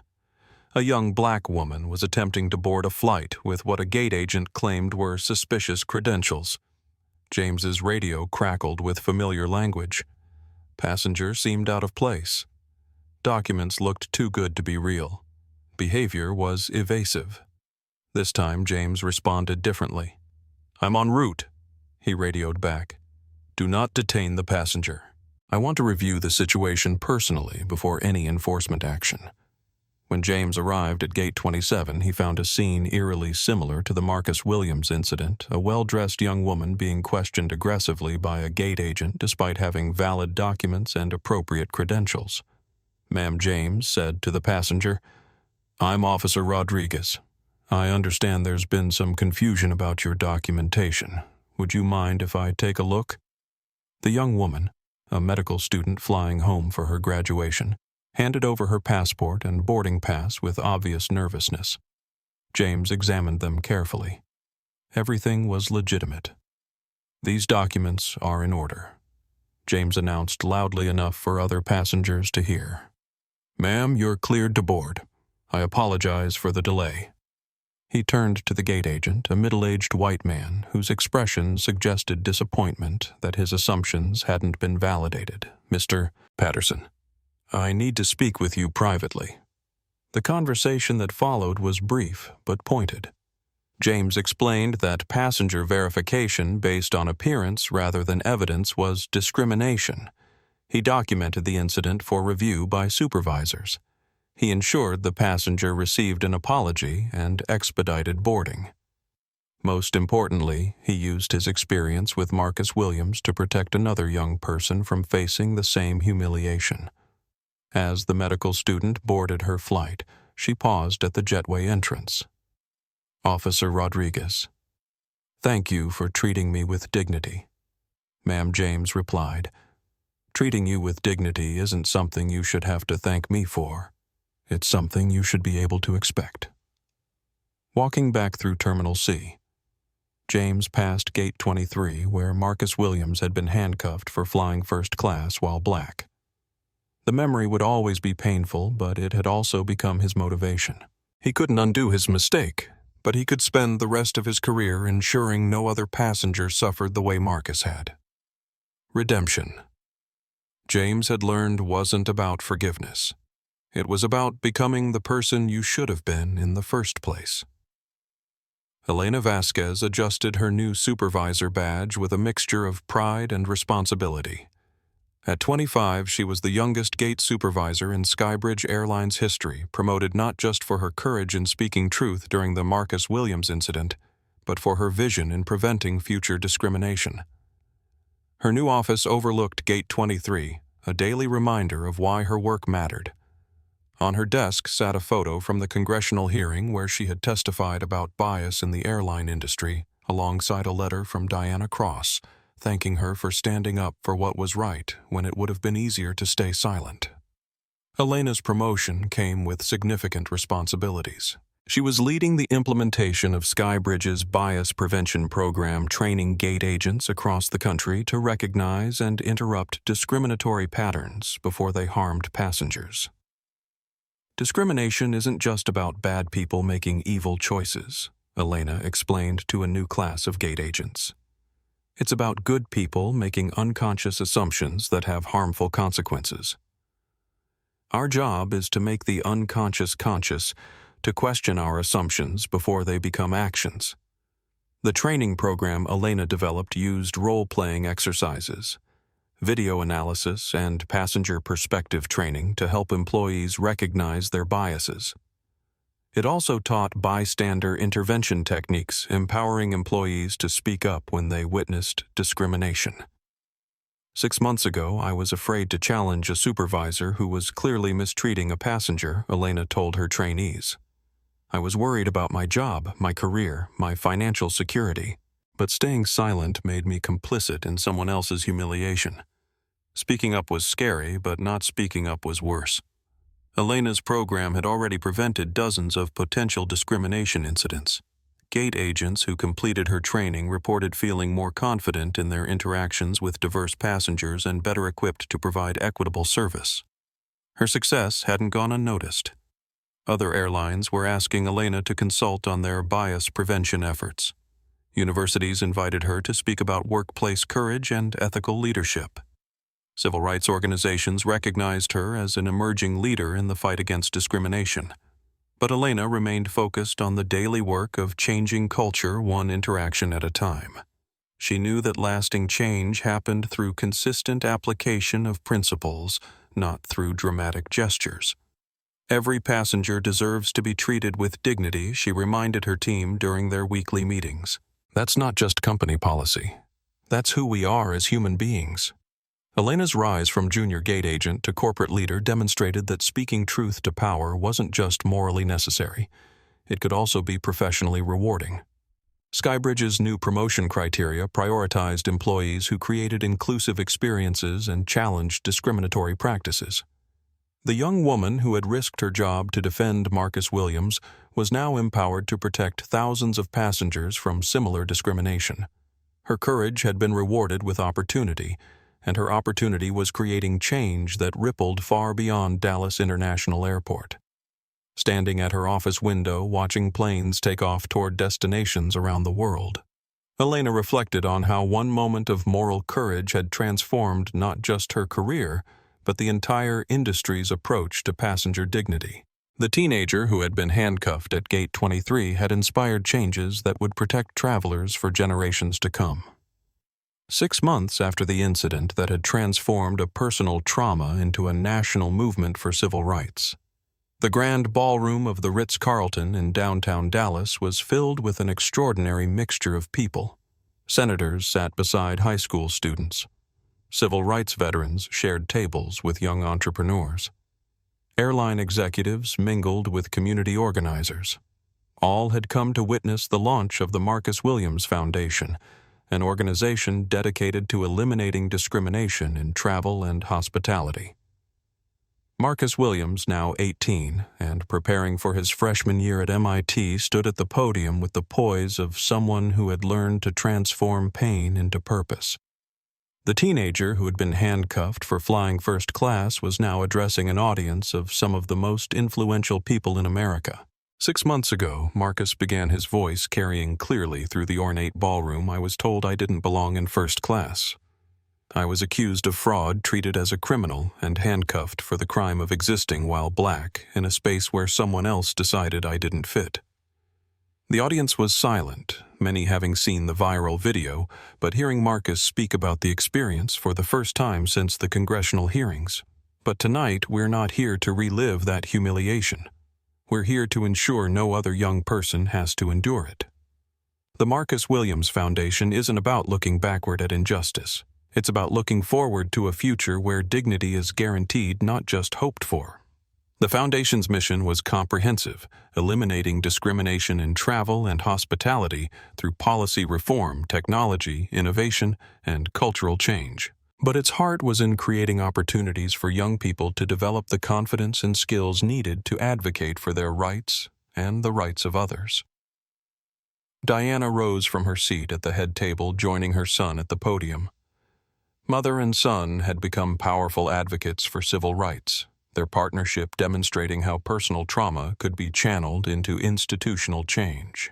The Foundation will provide scholarships for students pursuing careers in civil rights law, hospitality management, and aviation, Diana announced. We're funding research into bias detection technology, supporting legislative efforts to strengthen anti-discrimination enforcement, and creating leadership development programs for young people who want to build a more just world. The scholarship recipients, 20 high school seniors from diverse backgrounds across the country, stood to applause from the audience. Each had demonstrated not just academic excellence, but commitment to fighting discrimination in their own communities. These young people represent the future we're building, Marcus said.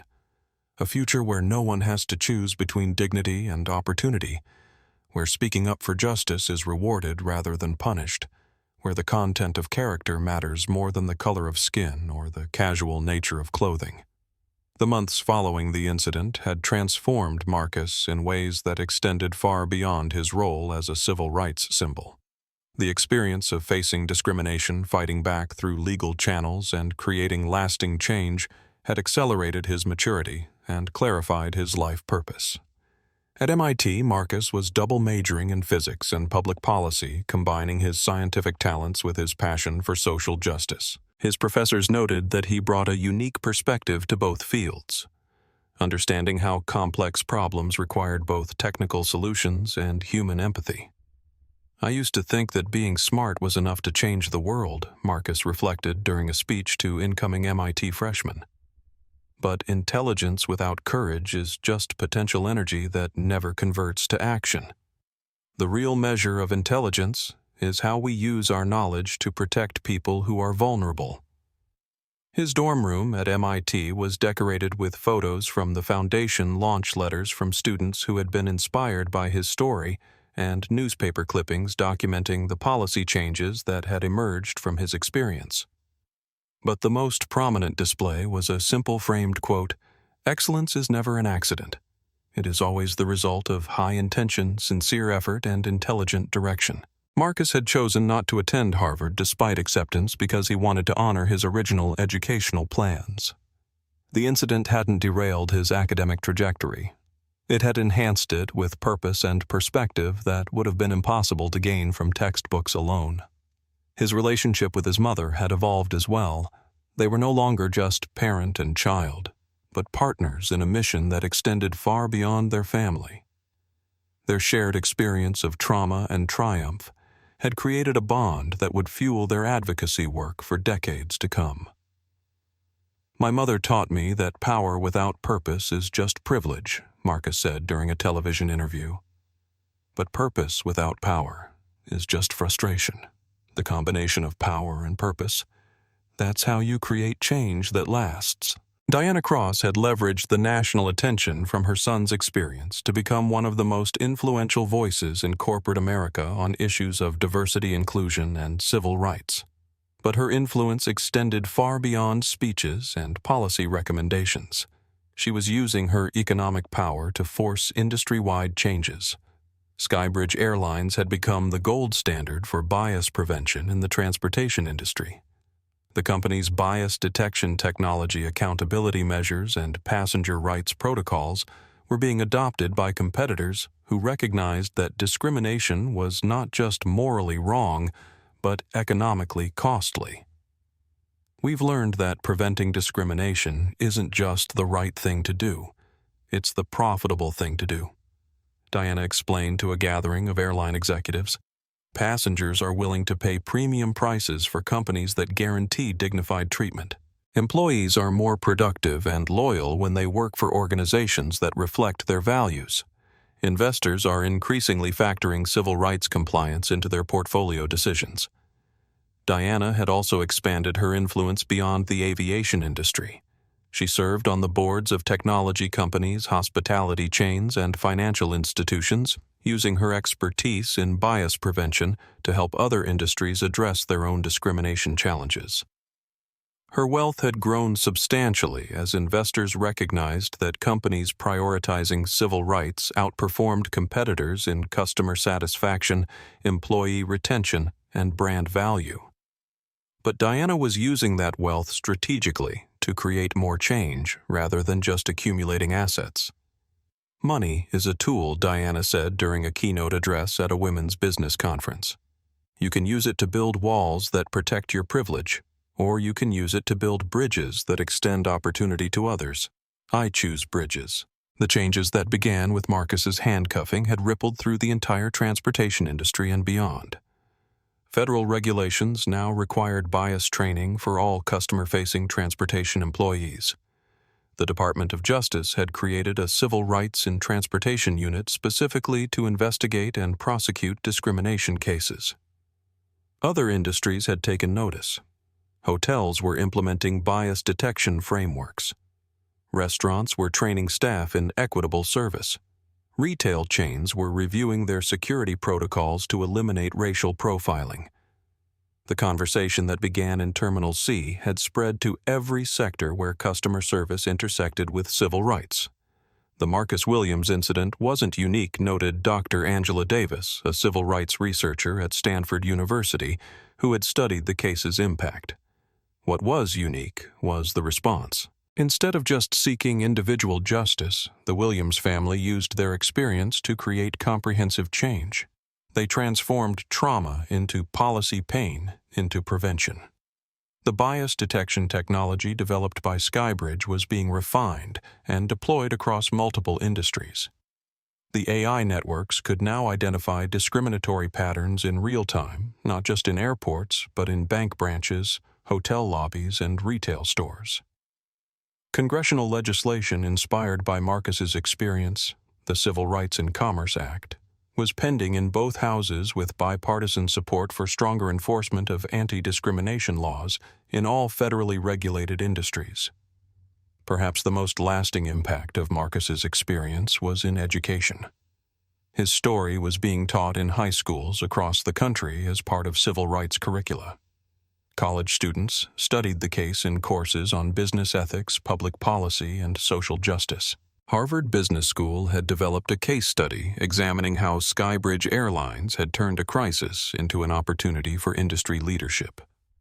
Law schools used the federal prosecution of Rachel Torres and David Brennan to teach about civil rights enforcement and the importance of witness credibility. Marcus Williams represents something important, said Professor James Baldwin at Yale Law School. He shows young people that they don't have to accept injustice passively. He demonstrates that dignity is not negotiable, that speaking truth to power is possible, and that individual courage can create institutional change. The Marcus Williams Foundation's educational programs were reaching thousands of students annually. Young people were learning not just about their rights, but about their responsibilities to protect the rights of others. Peer mediation programs were reducing bias incidents in schools. Student leadership development was creating a generation of advocates equipped to recognize and interrupt discrimination. We're not just preventing the next Marcus Williams incident, Diana observed. We're creating the people who will build a world where such incidents become unthinkable. As Marcus prepared for his sophomore year at MIT and Diana continued expanding Skybridge's influence across multiple industries, they reflected on how far their family's journey had taken them. From a moment of humiliation at Gate 23 to a foundation that was changing lives across the country. Their story demonstrated that America's promise of justice and equality required constant vigilance and courageous action to fulfill. The legacy they were building wasn't just about preventing discrimination. It was about creating a culture where dignity was universal, where respect was automatic, and where young people could dream without limits because the barriers that had once constrained previous generations were finally permanently removed. Marcus Williams walked through Dallas International Airport Terminal C with the quiet confidence of someone who had transformed a place of trauma into a symbol of triumph.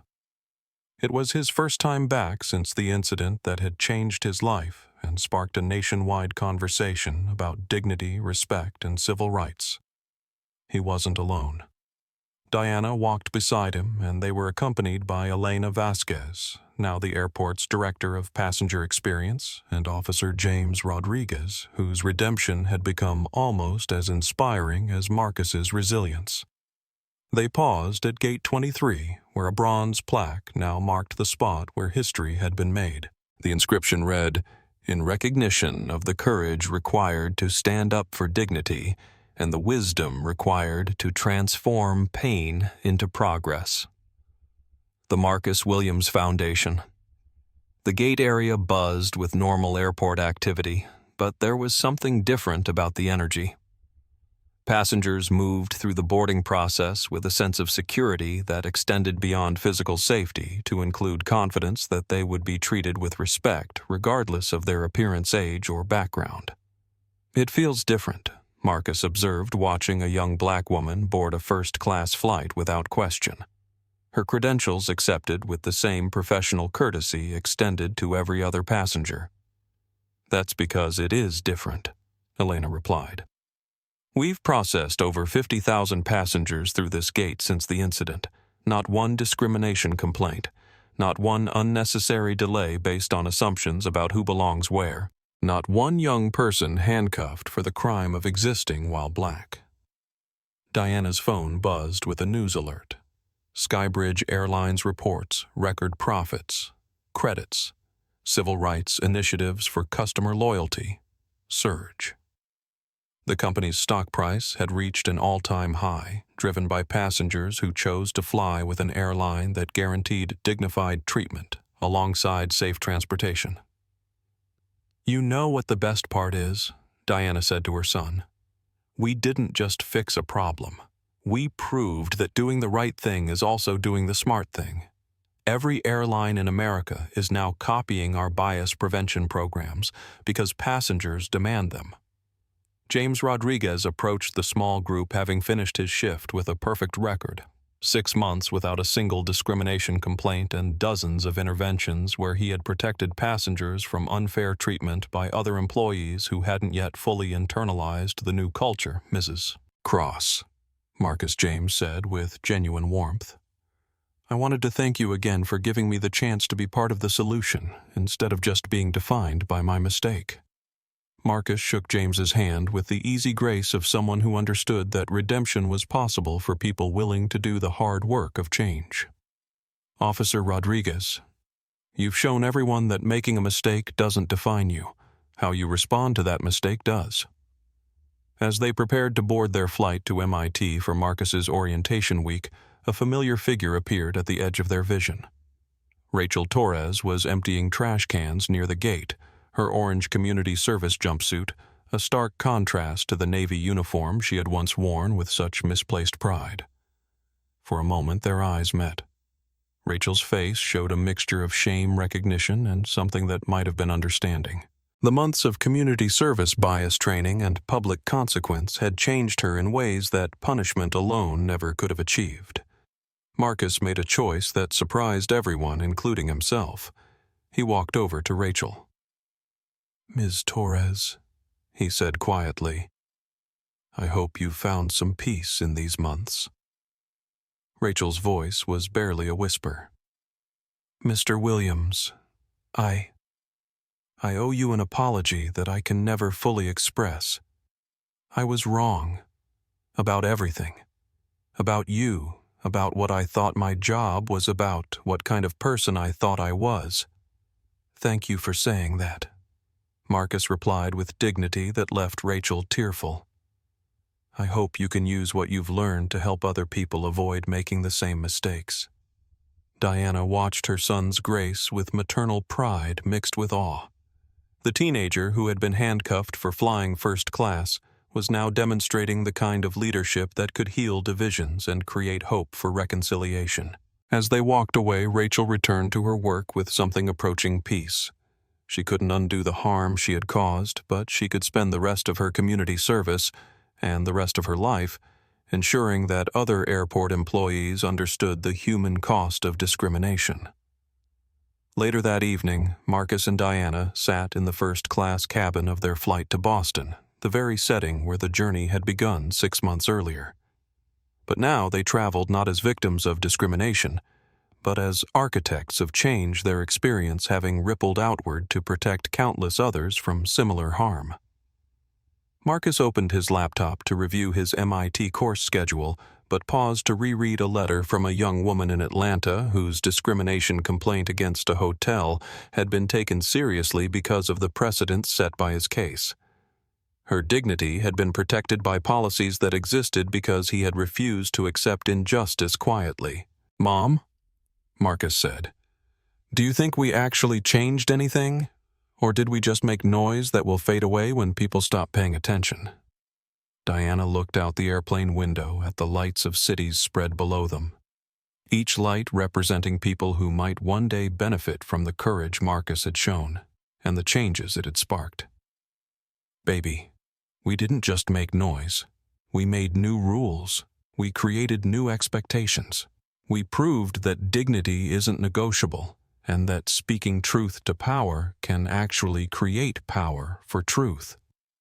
She paused, remembering her own childhood promise to someday own the places that had rejected her. But most importantly, We kept a promise I made to a little girl a long time ago, that no place would ever again have the right to tell someone they don't belong." Marcus smiled and returned to his course, planning studying physics and public policy with equal enthusiasm. The young man who had been handcuffed for existing while black in first class was now preparing to build a future where no child would face similar discrimination. He carried with him not just the memory of injustice, but the knowledge that courage, persistence, and strategic action could transform even the most painful experiences into lasting positive change. The plane climbed smoothly into the night sky, carrying them toward a future they had helped create. A future where dignity was guaranteed, respect was universal, and young people could dream without limits because the barriers that had once constrained previous generations had been permanently removed. What an incredible journey this has been. From that moment of humiliation at Gate 23 to the triumph of justice and transformation, Marcus Williams proved that true strength isn't measured by the power you hold, but by how you use your voice when that power is taken away. If this story moved you, if it reminded you that one person's courage can change the world, then I need you to do 3 things right now. First, hit that like button to help this message of justice reach more people who need to hear it. Second, subscribe to this channel and ring that notification bell because stories like this, stories about ordinary people doing extraordinary things, are what we're all about. And third, share this video with someone who needs to be reminded that dignity is not negotiable, that speaking up for what's right always matters, and that sometimes the most powerful response to injustice is not anger, but action. The changes that started with Marcus's courage are still spreading today. Every time someone speaks up against discrimination, every time a company chooses inclusion over prejudice, every time a young person stands tall in the face of bias, Marcus's legacy grows stronger. So tell me in the comments, have you ever had to stand up for what's right when it would have been easier to stay silent?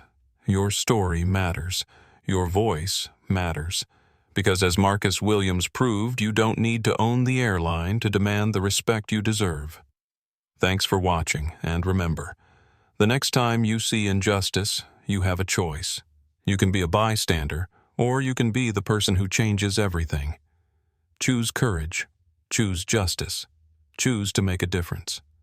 I'll see you in the next video.